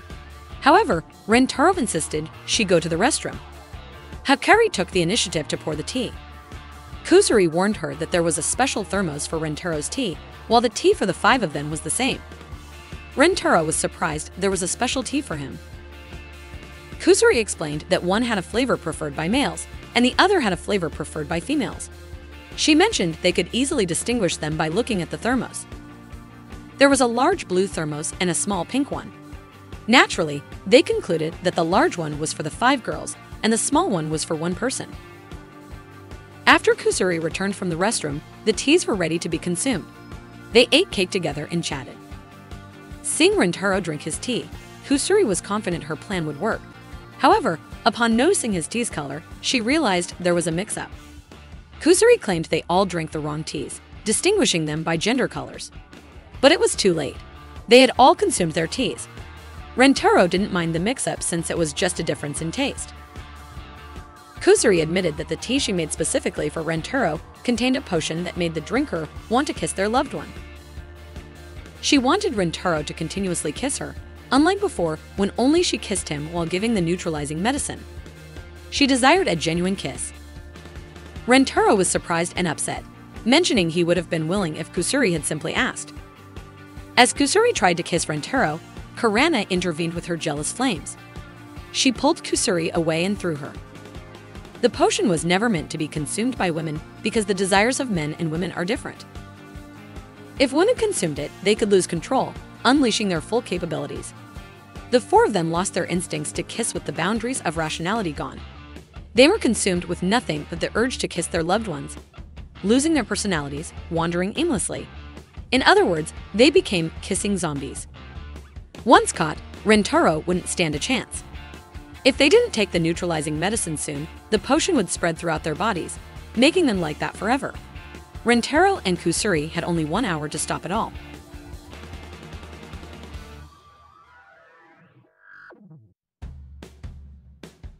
As we know from the previous episode, Yakuzan Kusuri is Rentaro's next romantic interest. His body can shrink and enlarge by drinking a potion he creates. He is the president of the Chemistry Extracurricular Club and is very fond of medicines. The potion Kusuri prepared for Rentaro was a love potion, but it was mistakenly consumed by Hakari, Karana, Shizuka, and Nano. They turned into kissing zombies.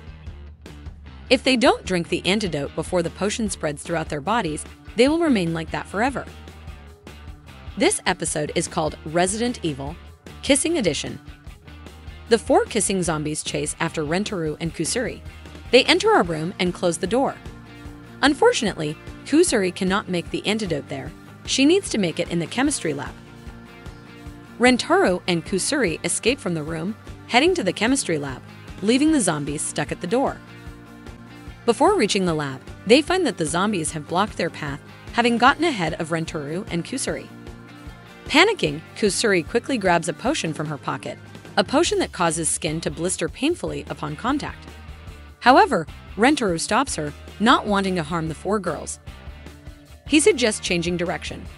The 4 zombies chase them from behind. Rentaro realizes that this is how terrifying humans can become when their sanity is lost. The school principal's guardian sees Rentaro running in the corridor and runs to intercept him. As she prepares to kiss him, Kusuri quickly pours the blistering potion on her face. Strangely, the potion only melts away the makeup caked on her face. She feels no pain and is worried that her true appearance might be revealed. Kusuri is also surprised that her potion did not affect the makeup on the guardian's face, realizing that her potion has no effect on supernatural beings. Rentaro and Kusuri continue running. Unbeknownst to them, Nano starts instructing the others to split up and surround Rentaro. Rentaro realizes Nano's plan when he looks back. At the moment, only Shizuka is chasing him. Rentaro asks Kusuri to split up. Kusuri heads straight to the chemistry lab, while Rentaro takes the right path. As expected, only Shizuka chases him. They all chase him for a kiss. Shizuka's running is slower than the others due to her unchanged physical abilities combined with her lost sanity. Rentaro is confident he can escape before they surround him. He speeds up, but suddenly Shizuka falls, her forehead turning red. Unable to leave her behind, Rentaro approaches and helps her up. He carries her to the school medical room. Upon arrival, they find that the school nurse is away on duty. Rentaro has to treat her himself. After applying a compress to Shizuka, he gently strokes her hair. Unexpectedly, Shizuka pushes Rentaro onto the bed and kisses him. They kiss for a long time, and Rentaro loses his clear thinking. Quickly coming to his senses, he realizes his mission is to restore Shizuka and the others to normal. He gently pushes Shizuka away and hangs her on a clothes hanger on the wall. Being very light, Shizuka hangs there unable to move. Rentaro apologizes and promises to restore her to normal soon. Rentaro dashed out of the school medical room, only to be blocked by Hikari and Kurane. He swiftly changed direction and ran as fast as he could. Hikari and Kurane teamed up to capture Rentaro. Kurane lifted Hikari, spun her around, and hurled her towards Rentaro. They were like a slingshot and its projectile. Hikari collided with Rentaro, causing him to fall. Lying on the floor, Rentaro was defenseless. Hikari and Kurane were ready to kiss him. They took turns kissing Rentaro. As time passed, Rentaro's ability to think clearly diminished. Hikari and Kurane were stronger than Shizuka, so Rentaro couldn't escape their grasp. Impatient to take turns kissing Rentaro, Hikari and Kurane began to fight. Even as kissing zombies, their behavior remained unchanged. Rentaro pushed their heads together, face to face, so they could kiss each other. This method surprisingly worked, and they continued to kiss each other incessantly. The potion they consumed made them want to kiss someone they loved. Although they bickered almost daily due to their close bond, they were, in essence, in love with each other. However, Rentaro might have interpreted their closeness differently. Rentaro briefly recalled the time when the 3 of them kissed. He started to trust them. Rising to his feet, Rentaro left them behind and headed for the chemistry lab. Thinking the coast was clear, he opened the lab door, only to find Nano inside. Startled, Rentaro shut the door before Nano could turn around. Hearing the door, Nano looked in its direction. With no time to escape, Rentaro hid inside a nearby locker. Nano emerged, searching for Rentaro. From inside the locker, Rentaro spied on Nano, hoping that Kusuri would enter the lab once Nano left. To his surprise, Kusuri was inside the same locker as Rentaro. Astonished, Rentaro asked why Kusuri was there. Like Rentaro, Kusuri had been discovered by Nano in the lab and had to hide and spy on Nano from there. Although Rentaro was Nano's main target, Nano might have realized that Kusuri was assisting Rentaro. Being a kissing zombie didn't diminish Nano's intelligence. Kusuri suggested that Rentaro should lure Nano away while she sneaks into the lab. However, Rentaro believed that such an action would raise suspicions, especially since he had been hiding from Nano. If Nano realized he was trying to distract her, she would understand Kusuri's position.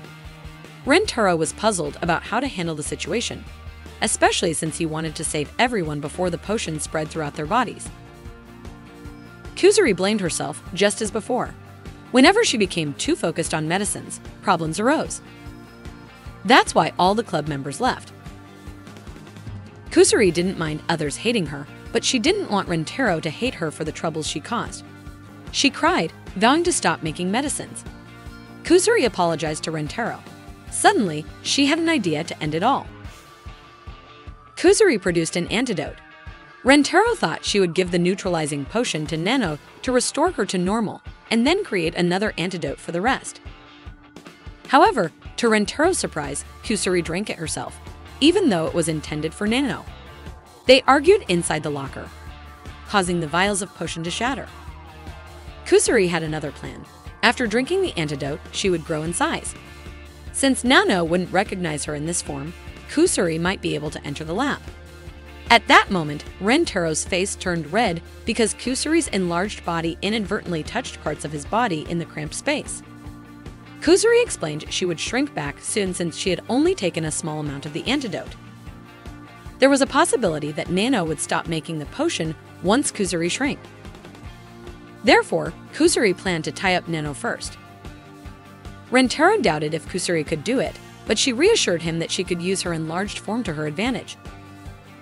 After deliberation, Kusuri left the locker, while Rentaro watched from inside. Seeing Kusuri in her altered state, Nano ignored her, declaring that the kiss was more important.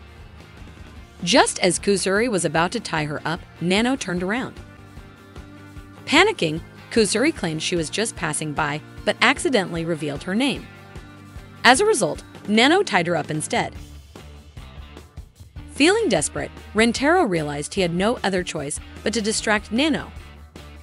He ran as fast as he could until he reached the end of a corridor and locked the door behind him.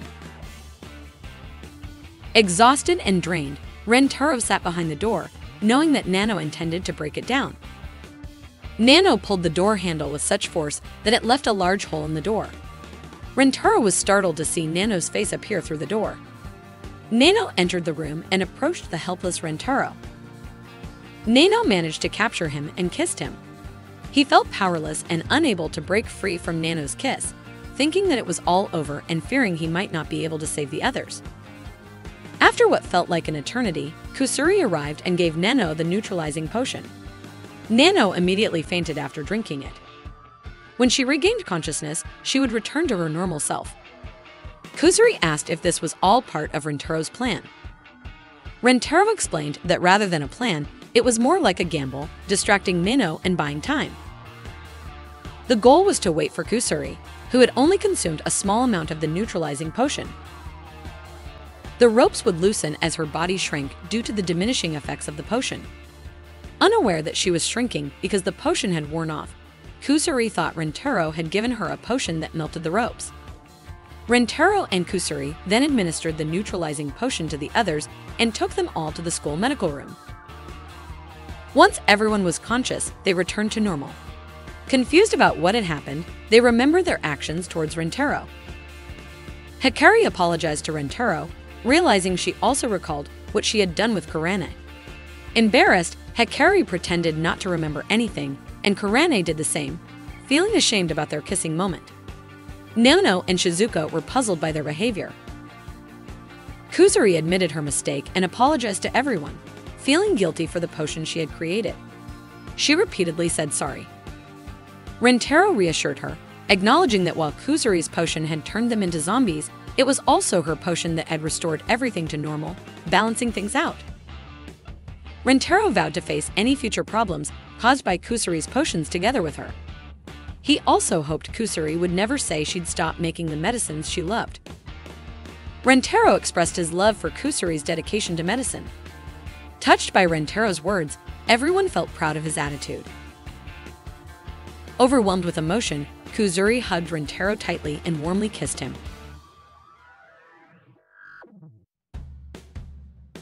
At the beginning of the scene, Hikari was chatting with her mother, whose words seemed to be making Hikari hold back her anger. She whispered something to Hikari, leaving her stunned. Today, Rentaro and his 5 girlfriends visited the Rabuzano flower garden together. According to Nano, it's an efficient place to see a variety of flowers. Kusuri was also delighted as she could gather all the nectar needed to create a new medicine. Shizuka felt the scenery here resembled the views often seen by nobility. Rentaro thanked Hikari for recommending this place, saying it was a perfect spot for a date. He had wanted to come here with her for a long time. Today, the flower garden was about to host a bouquet tossing event. This bouquet toss was a signature event in the garden. Whoever caught the bouquet would get the chance to take photos in a wedding dress, adorned with flowers, alongside their partner. Rentaro was eager to participate in this event, as were the others. Wearing a wedding dress had always been Hikari's dream since she was a child, the romantic scene she had always yearned for. She was determined to make her dream come true no matter what. They joined the crowd gathering for the event. Many were interested in participating. Suddenly, a muscular girl shouted, rallying her crew to win the bouquet toss. They were the Gorira Alliance, a motorcycle gang formed in the early 21st century. Hikari believed it wasn't the right time for all of Rentaro's girlfriends to compete against each other. She suggested they collaborate, and the winner of the photo session would be decided by drawing lots. Everyone agreed. The Gorira Alliance cheered and raised banners to support their race. Seeing their opponent's enthusiasm and their imposing stature, Rentaro became concerned about Shizuka. He asked her to simply cheer him on. Kusuri enlarged her body by taking a growth potion, ensuring there would be no obstacles. Rentaro made a banner out of a towel and wrote on it with a permanent marker. It seemed he had been carrying it for a while. The banner read, Rentaro Family. They all admired Rentaro for his romantic gesture. The Rentaro family team started with a group cheer and words of encouragement. Shizuka held her banner, looking adorable. Before the event began, the host announced the rules. Participants were prohibited from using violence during the bouquet toss. The one tossing the bouquet was a former Japanese national champion in shot put, a former female athlete whose throwing speed exceeded the speed of sound. She was Baba-An, the vice principal's mother. Baba-An merely said, "May it pierce the atmosphere, bringing joy to no one." The bouquet toss began, with Baba-An throwing it with all her might. The bouquet soared high, making it hard to catch. Everyone ran and struggled to grab it. Suddenly, Rentaro noticed members of the Gorira Alliance pushing other participants. Such violent behavior should have been prohibited. It turned out the Gorira leader was using his members to knock down other participants. According to the Gorira leader, this wasn't breaking any rules as it was seen as teamwork rather than violence against other participants. The Gorira leader continued swinging his members to take down competitors. Hikari almost got hit by a Gorira member, but luckily, Kurane swiftly caught the person. Furious at the Gorira's actions, Kurane wore their uniform jacket and confronted what they deemed as a practice. She attacked the Gorira leader. Impressed by Kurane's strength, the Gorira leader praised her. While Kurane kept the Gorira at bay, she urged the others to go for the bouquet that was about to land. Rentaro dashed towards the bouquet, but 3 Gorira members waved their banners, causing a strong gust of wind that blew the bouquet towards the Gorira Alliance. As Rentaro tried to retrieve the bouquet, he noticed Shizuka, holding a banner, floating in the air like a parachute. Before the event started, Shizuka had stood beside the Gorira cheer squad. The powerful wind gusts from their energetic cheers combined with her lightweight body made her float, resembling a flower fairy to onlookers. Now was the time for victory. Shizuka caught the bouquet with both hands, causing her parachute-like descent to stop when she released her towel. Hikari, Nano, and Kusuri prepared to catch her. Nano directed them to where Shizuka would land. Rentaro tried to stop them, fearing they might get hurt. Standing close together, their ample chests made Shizuka bounce upon impact. She was about to fall due to the rebound, but Rentaro swiftly caught her. Shizuka landed safely, tears streaming down her face as she hugged Rentaro. Kurane extended her hand, thanking the Gorira leader for their fight. The Gorira leader was touched, believing Kurane wanted to be friends. Kurane was truly grateful as the guerrilla leader's intervention prevented her from being among those with a broad chest, which would have resulted in a rough landing for Shizuka. The bouquet toss competition ended, and the winner was the Rentaro family. Now it was time to decide who would take a photo with Rentaro. Coincidentally, Hikari had brought chopsticks wrapped in 5 packages so everyone could play a fair game. Whoever got the red chopstick was the winner. Hikari had actually planned it all. She knew how tough the competition was and that she couldn't win without everyone's help. She had suggested the draw method before the game started. Her best strategy was marking the red chopstick package with a small cut. Of course, as she drew it first, they would become suspicious of her. So, she let one of them pick first, and then she'd have her turn. The person she chose to draw first was Nano. Hikari believed Nano prioritized efficiency, so she would likely choose the nearest chopstick without hesitation. By shuffling the red chopstick package as far away from Nano as possible, Hikari was sure she wouldn't pick it. However, Nano suggested they draw together, claiming it would be more efficient. Hikari's calculations were way off, and Nano's efficiency surpassed her strategy. Yet, Hikari still managed to win the draw, getting the red chopstick she had marked earlier. She was thrilled as her dream was about to come true. Suddenly, Kusuri began to cry. She really wanted to take a photo in a flowery dress with Rentaro. Rentaro reassured Kusuri, saying they would come back next month. But Kusuri refused. She wouldn't leave until she had a photo taken with Rentaro in a bridal gown. Hikari realized someone else deserved this opportunity more than her. This would be an invaluable memory for both Kusuri and Rentaro. Reluctantly, Hikari gave up her chance to Kusuri, who was so eager for it. Kurane couldn't believe what Hikari had done. Kusuri was deeply grateful and hugged Hikari. However, Kusuri declined the opportunity Hikari had given her, saying she also loved both Rentaro and Hikari. Kusuri would be happy just seeing 2 people who loved each other take a photo together. She apologized for being selfish. Hikari and Rentaro changed into bridal attire and prepared for the photo shoot. Hikari invited everyone to take photos together. They posed for pictures and waited for them to be printed. After the photo session, Hikari thanked Rentaro, expressing that this had been her dream for a long time. She cherished the moment of being photographed with the person she loved while wearing a bridal gown. Hikari shared that since meeting Rentaro, every moment had been filled with happiness, feeling almost dreamlike. Rentaro echoed her sentiments, expressing his immense joy and gratitude towards Hikari. Then, Hikari made one more request to Rentaro. He was willing to listen to any request she had. Unexpectedly, Hikari's plea was for Rentaro to break up with her. In the dressing room, Rentaro pondered over Hikari's request, unable to comprehend the reason behind her sudden decision. He felt the need to have a serious conversation with Hikari to understand the real motive. Emerging from the dressing room, Rentaro searched for Hikari. An attendant informed him that Hikari had mentioned having an urgent matter and had left immediately after her photo was taken. Concerned, Rentaro relayed this to the others. Everyone speculated that something must have happened to Hikari. Rentaro tried calling her to ensure she was all right before alerting everyone else. However, Hikari didn't answer his call. Left with no choice, Rentaro decided to visit Hikari's address, which he found written on the back of an envelope containing a recent provocative photo she had sent him. Arriving at Hikari's residence, Rentaro was greeted by a grand, luxurious house complete with a pond and fountain. Spotting Hikari at her bedroom window, he waved and called out to her. Startled, Hikari gestured for Rentaro to crouch down. Shortly after, a security guard approached to assess the situation. Unaware of Rentaro's presence as he hid behind the gate, the guard moved on. Rentaro received a call from an unfamiliar number, which turned out to be Hikari using her home phone. Anxiously, he asked why she had asked to end their relationship without providing any reasons, especially when he deeply loved her. Hikari replied that she was simply tired of him and urged Rentaro to accept it and move on. Rentaro sensed Hikari's dishonesty in that moment. He threatened not to return until Hikari revealed the truth.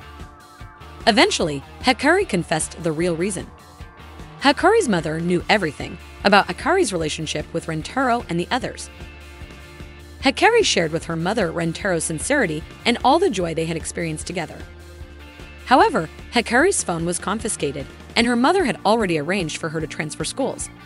Her mother could do anything with her power and money. Even if by some miracle Rentaro and Hikari managed to reunite, she would surely separate them again. The days they spent together would never be repeated. Hikari's mother was behind her, seizing her phone. Her mother's voice came through the phone, instructing Rentaro not to see Hikari again and even threatening him. Rentaro shouted, pleading to speak with Hikari's mother, but the house security detained him, stating that Hikari's mother had forbidden him from entering the premises. In this world, many forces were insurmountable, especially for a young boy like Rentaro. Hikari begged her mother for forgiveness, promising not to hurt Rentaro. She pledged to obey her mother's orders and stay away from Rentaro. Rentaro felt frustrated, realizing his powerlessness and lack of resources. He gazed at a four-leaf clover, reminiscent of his time with Hikari. That night, he shared Hikari's ordeal with others. He even planned to temporarily take Hikari away and ask the others to wait for them in the future. However, their response was unexpected. They wanted to accompany him to fetch Hikari. Just like Rentaro, they all cared deeply for Hikari.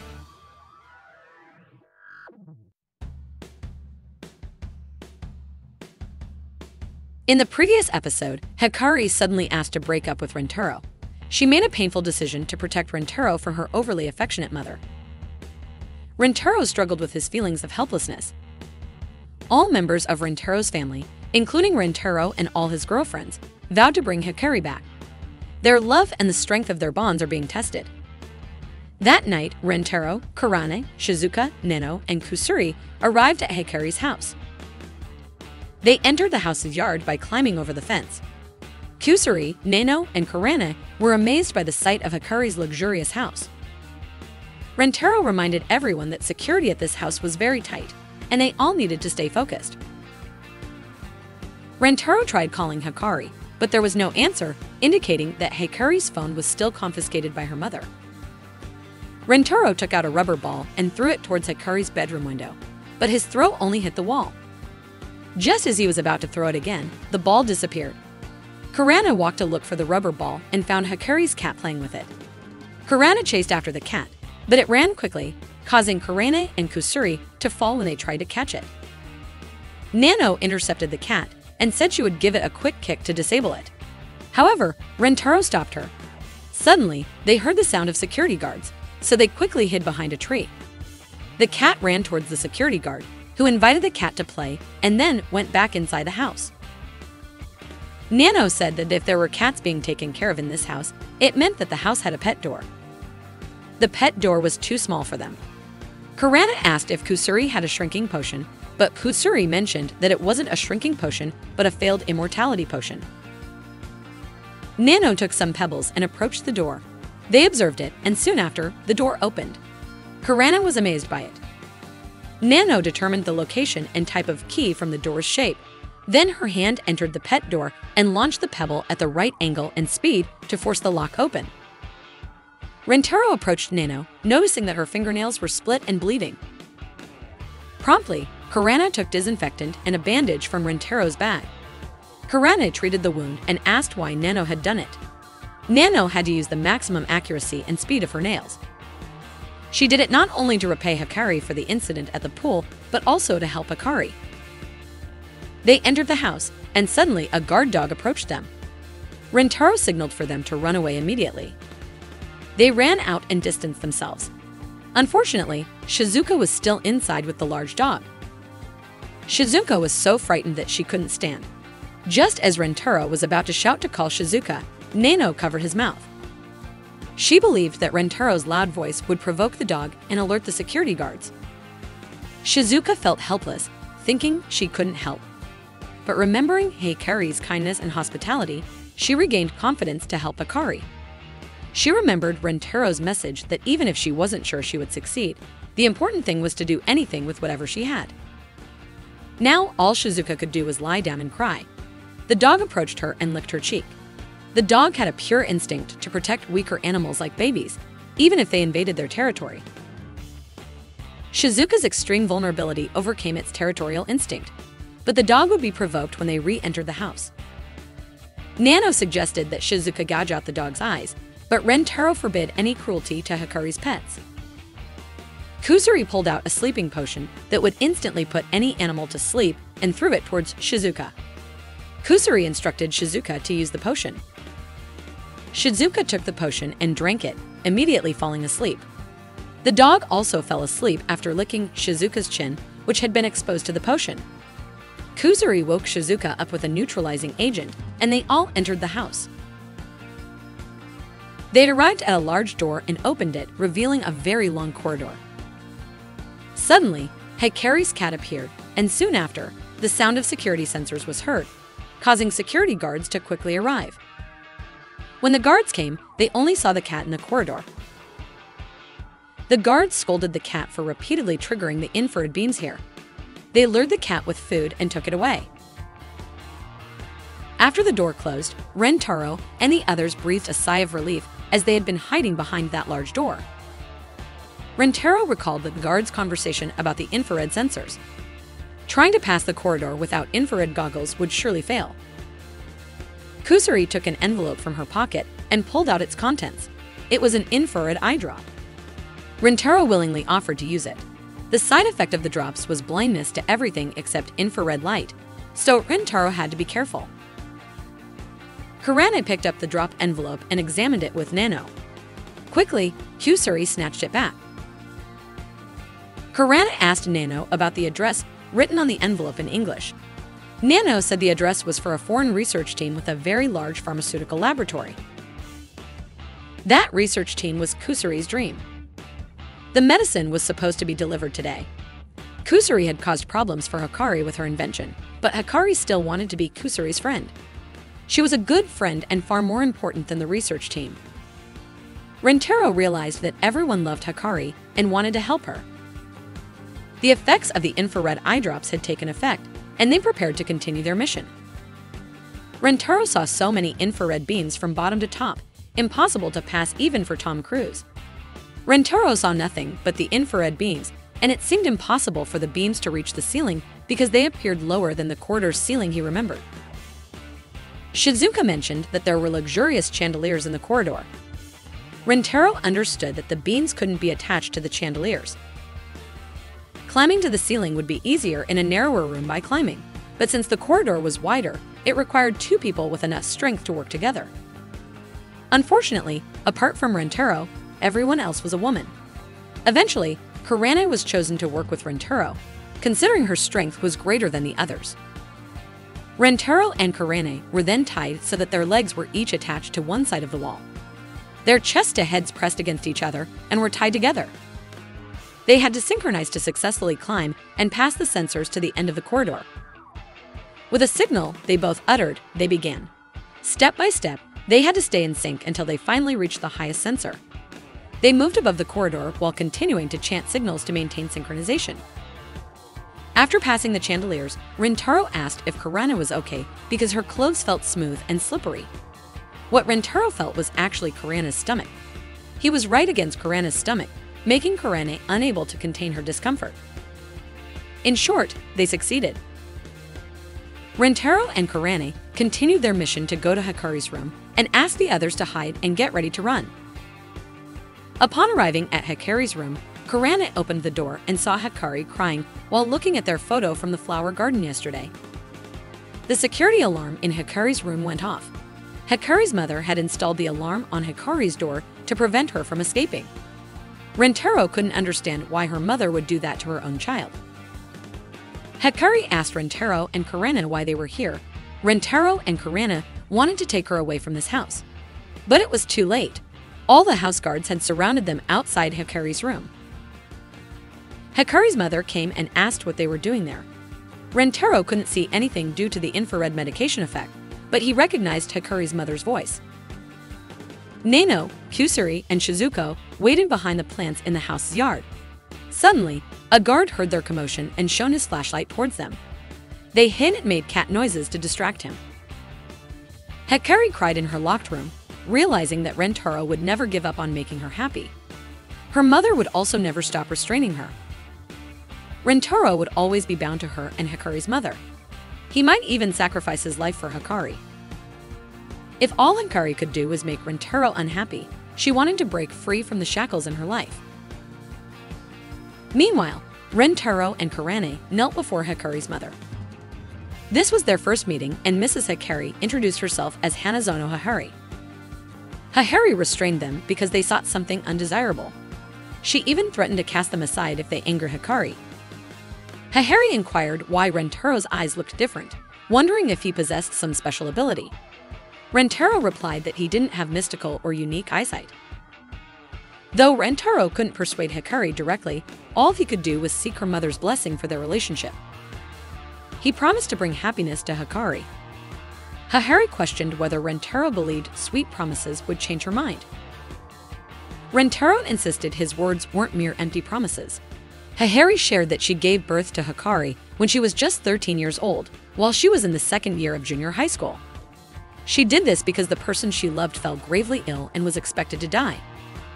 She saw a memento, something to prove her existence. Hikari received the best medical care. Recollecting this made Hahari realize her own recklessness. Both she and Hikari shared a trait. Once they fell in love, they became blinded, unable to see clearly. They convinced themselves that love was the only path to happiness.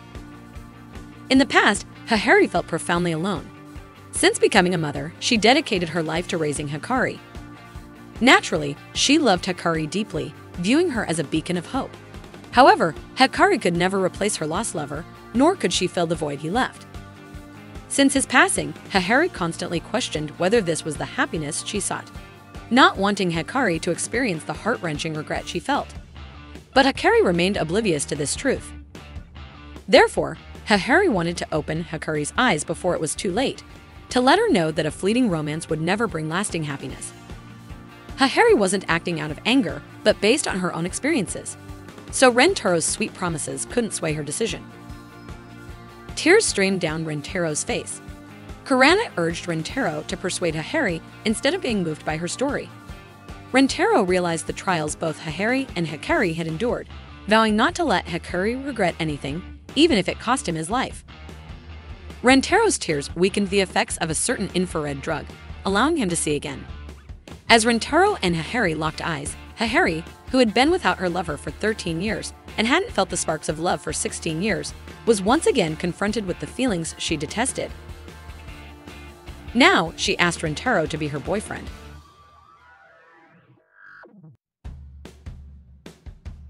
At that time, Hahari wanted Rentaro to pay for everything.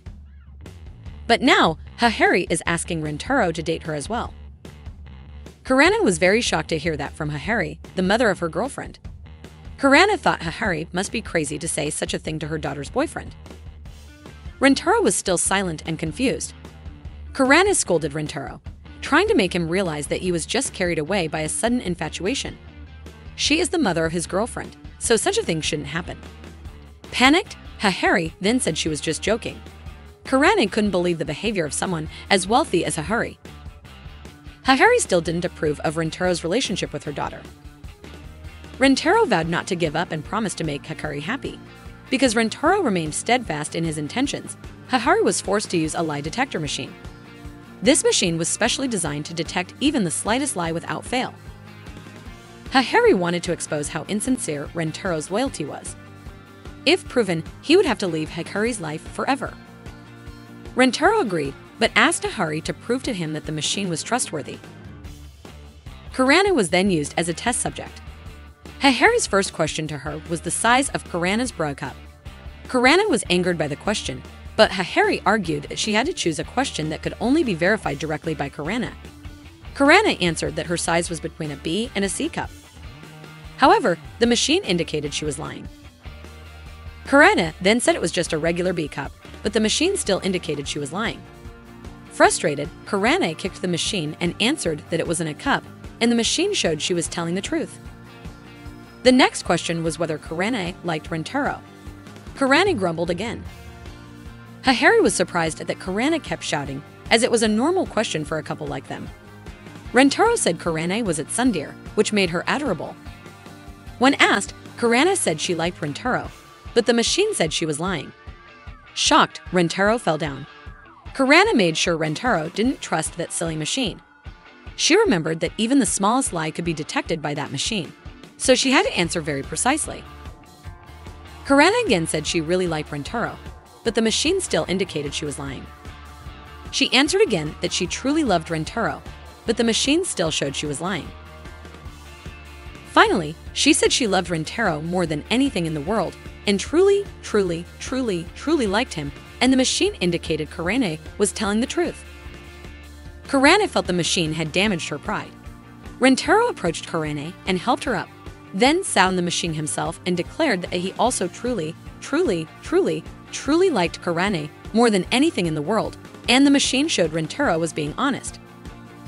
Now is the time to test how genuine Rentaro's feelings are for Hikari.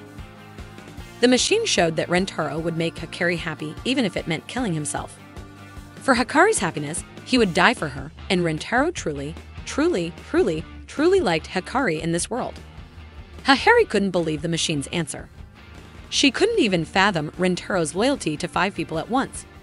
Rentaro questioned if Hikari now believed in his sincerity towards Hikari. But Hikari simply said that the lie detector was just a machine and she didn't trust it. Karana was furious to hear that, as the machine had already tarnished her pride and wasted their time. While they were arguing, one of Hikari's servants came in, saying that Hikari was about to jump out the window. Everyone was shocked. Karana immediately held Hikari hostage, threatening to break her neck if anyone moved. In a panic, Rentaro advised everyone not to approach, warning them that Karana didn't value Hikari's life and would not hesitate to harm her. Hearing this, the security personnel in the house dared not approach. Karana told Rentaro that now was his chance to run as fast as he could to catch Hikari. Rentaro was concerned for Karana, but she believed that Rentaro would come back for her someday. Hikari tried to stop Rentaro, but Karana tightened her grip on Hikari, threatening to break her neck. Hikari sarcastically allowed it if Karana intended to disrupt a mother's love. Despite Hikari's struggles, Karana continued to restrain her for the sake of Rentaro, Hikari, and the others. Karana stated that a mother's love should not disrupt her child's feelings. Meanwhile, Hikari was already outside the window, preparing to jump. None of the security guards dared to approach her due to the danger. Security personnel shouted at her from below. Nano, Kusuri, and Shizuka could only signal to Hikari not to do it, while making cat noises to disguise their presence from the security guards. Rentaro arrived and asked what Hikari was doing. Seeing Rentaro extending his hand towards her, Hikari turned to look. Rentaro also mentioned that Karana was restraining Hikari, so there was no one to stop Rentaro and Hikari from escaping. However, according to Hikari, if they managed to escape, they would have to remain fugitives forever. Rentaro would always be torn between her and his mother. Hikari didn't want to live like that. She couldn't live a life that would ruin Rentaro's life and make him unhappy. With determination, Rentaro told Hikari to stop what she was doing. He couldn't imagine anything worse than living without her. Regardless of the life he led, as long as he was with Hikari, he would be happy. Rentaro loved Hikari now and forever, asking her to stay with him for the rest of their lives. Hikari loved him too and wanted to be with him forever. Rentaro asked Hikari to come back inside. Unfortunately, Hikari began to realize she was at a height, and her adrenaline instantly vanished, leaving her feeling scared. Rentaro approached her, but trembling, Hikari couldn't hold her body steady and fell. Quick to react, Rentaro caught Hikari's hand. Unfortunately, Rentaro couldn't bear the weight, and they began to fall. Karana and Hikari reached the bedroom door and were shocked to see this. Hikari asked Rentaro to let go of her so he wouldn't fall too, but Rentaro was confident he would catch her. Unable to bear the weight, they eventually fell into each other's arms and plunged into a fountain pool. Seeing them submerged, Nano, Kusuri, and Shizuka jumped in to rescue them. Everyone was saved except for Shizuka, who needed first aid from Kusuri. Rentaro held Hikari, ensuring she was okay. Hikari was relieved to see her child unharmed. Karana approached Hikari and slapped her cheek, calling her an idiot. Karana did this to wake Hikari up because she cared deeply for her. Now Hikari understood that Rentaro would do anything for Hikari, even if it meant risking his life. It was clear he was willing to risk his life for her. If they hadn't landed in the fountain, something terrible would have happened. Rentaro meant every word he said. Hahari knelt down and begged Rentaro to take care of Hikari. Rentaro understood that everything Hikari did was solely for Hikari's sake. She was willing to be hated by Hikari for separating their relationship. Even if it meant sacrificing everything, Hikari always put Hikari first and foremost. Rentaro acknowledged Hikari as a brave and beautiful person, but living like this would only make her sad. Holding Hikari's hand, Rentaro assured her that he would make both Hikari and Hikari happy. Hikari was surprised to hear that Rentaro also wanted to make her happy. Rentaro wanted Hikari to live a joyful life, just as she had dreamed. Hikari then hesitated and asked if this was the answer to her previous invitation to Rentaro for a date. Rentaro considered it an honor to go on a date with her. Hikari and Kurane approached them, asking what Hikari meant by inviting Rentaro for a date.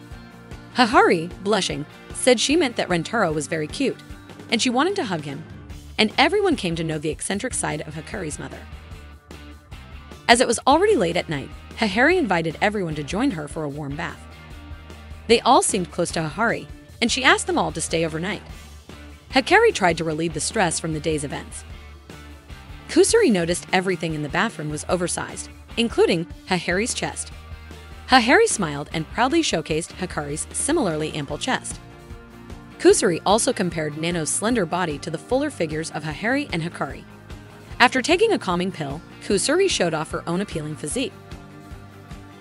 Shizuka was mesmerized by it all, likening it to a festival of goddesses. Kurane found everyone's antics foolish and decided to change and leave the bathroom. She entered a room and approached Rentaro. Seeing Rentaro blushed at the sight of her exposed midriff, Kurane realized her haste in changing had caught his attention. Remembering Rentaro's earlier comments when they climbed the corridor together, she thought Rentaro was recalling that incident. Kurane believed Rentaro had noticed her wiping her face on her exposed belly and viewed him as lecherous. However, Rentaro denied it, saying he was just ensuring she wasn't hurt. Angered, Kurane felt embarrassed and decided to retaliate. She pushed Rentaro onto the bed, pinning him down and wiped her face on his belly to make him feel as embarrassed as she did.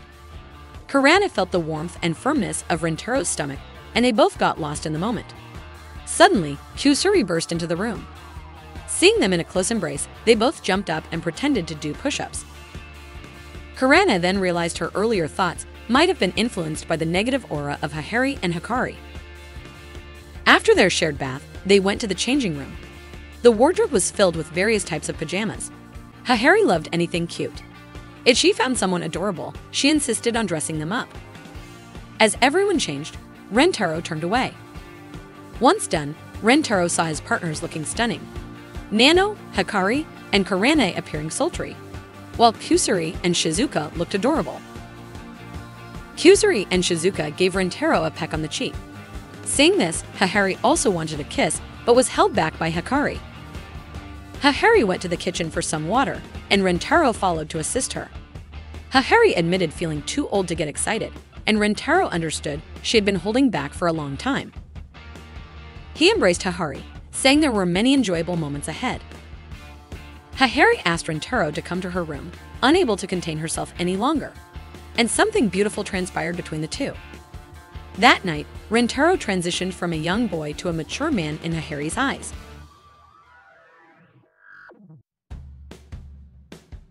Along the hallway of the house, Rentaro wrapped his arm around Hikari's shoulder.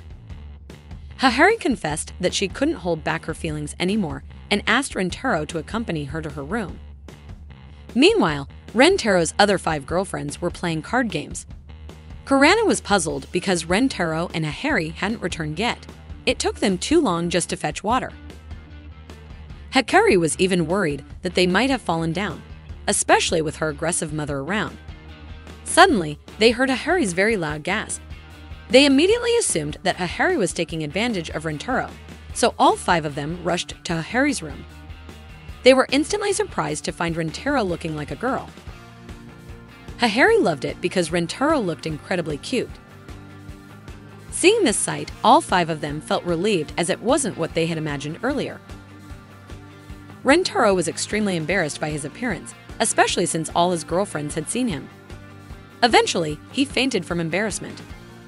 They all cried seeing Rentaro so helpless. Hahari promised to revive him and called Nano for assistance. 5 minutes later, Hahari had transformed Nano into a handsome prince.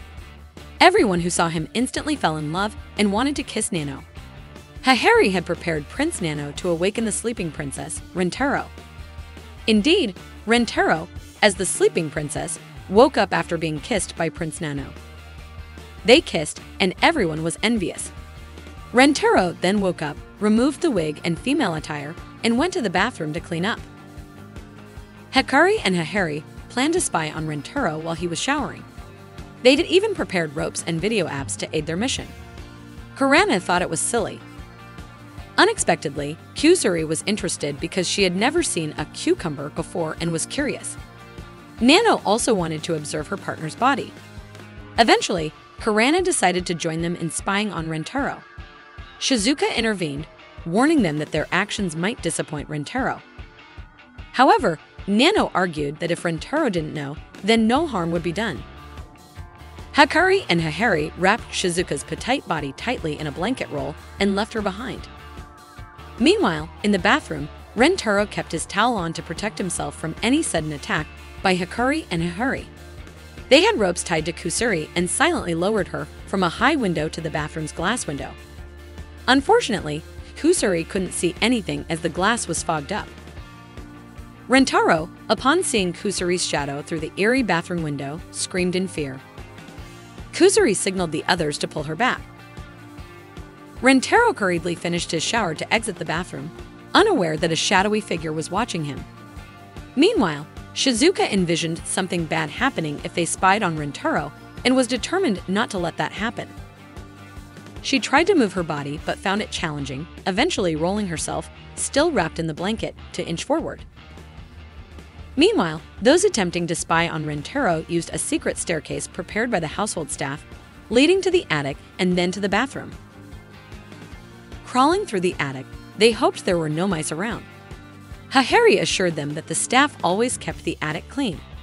Suddenly, a furry creature approached them. In the darkness, they didn't realize it was just a cat.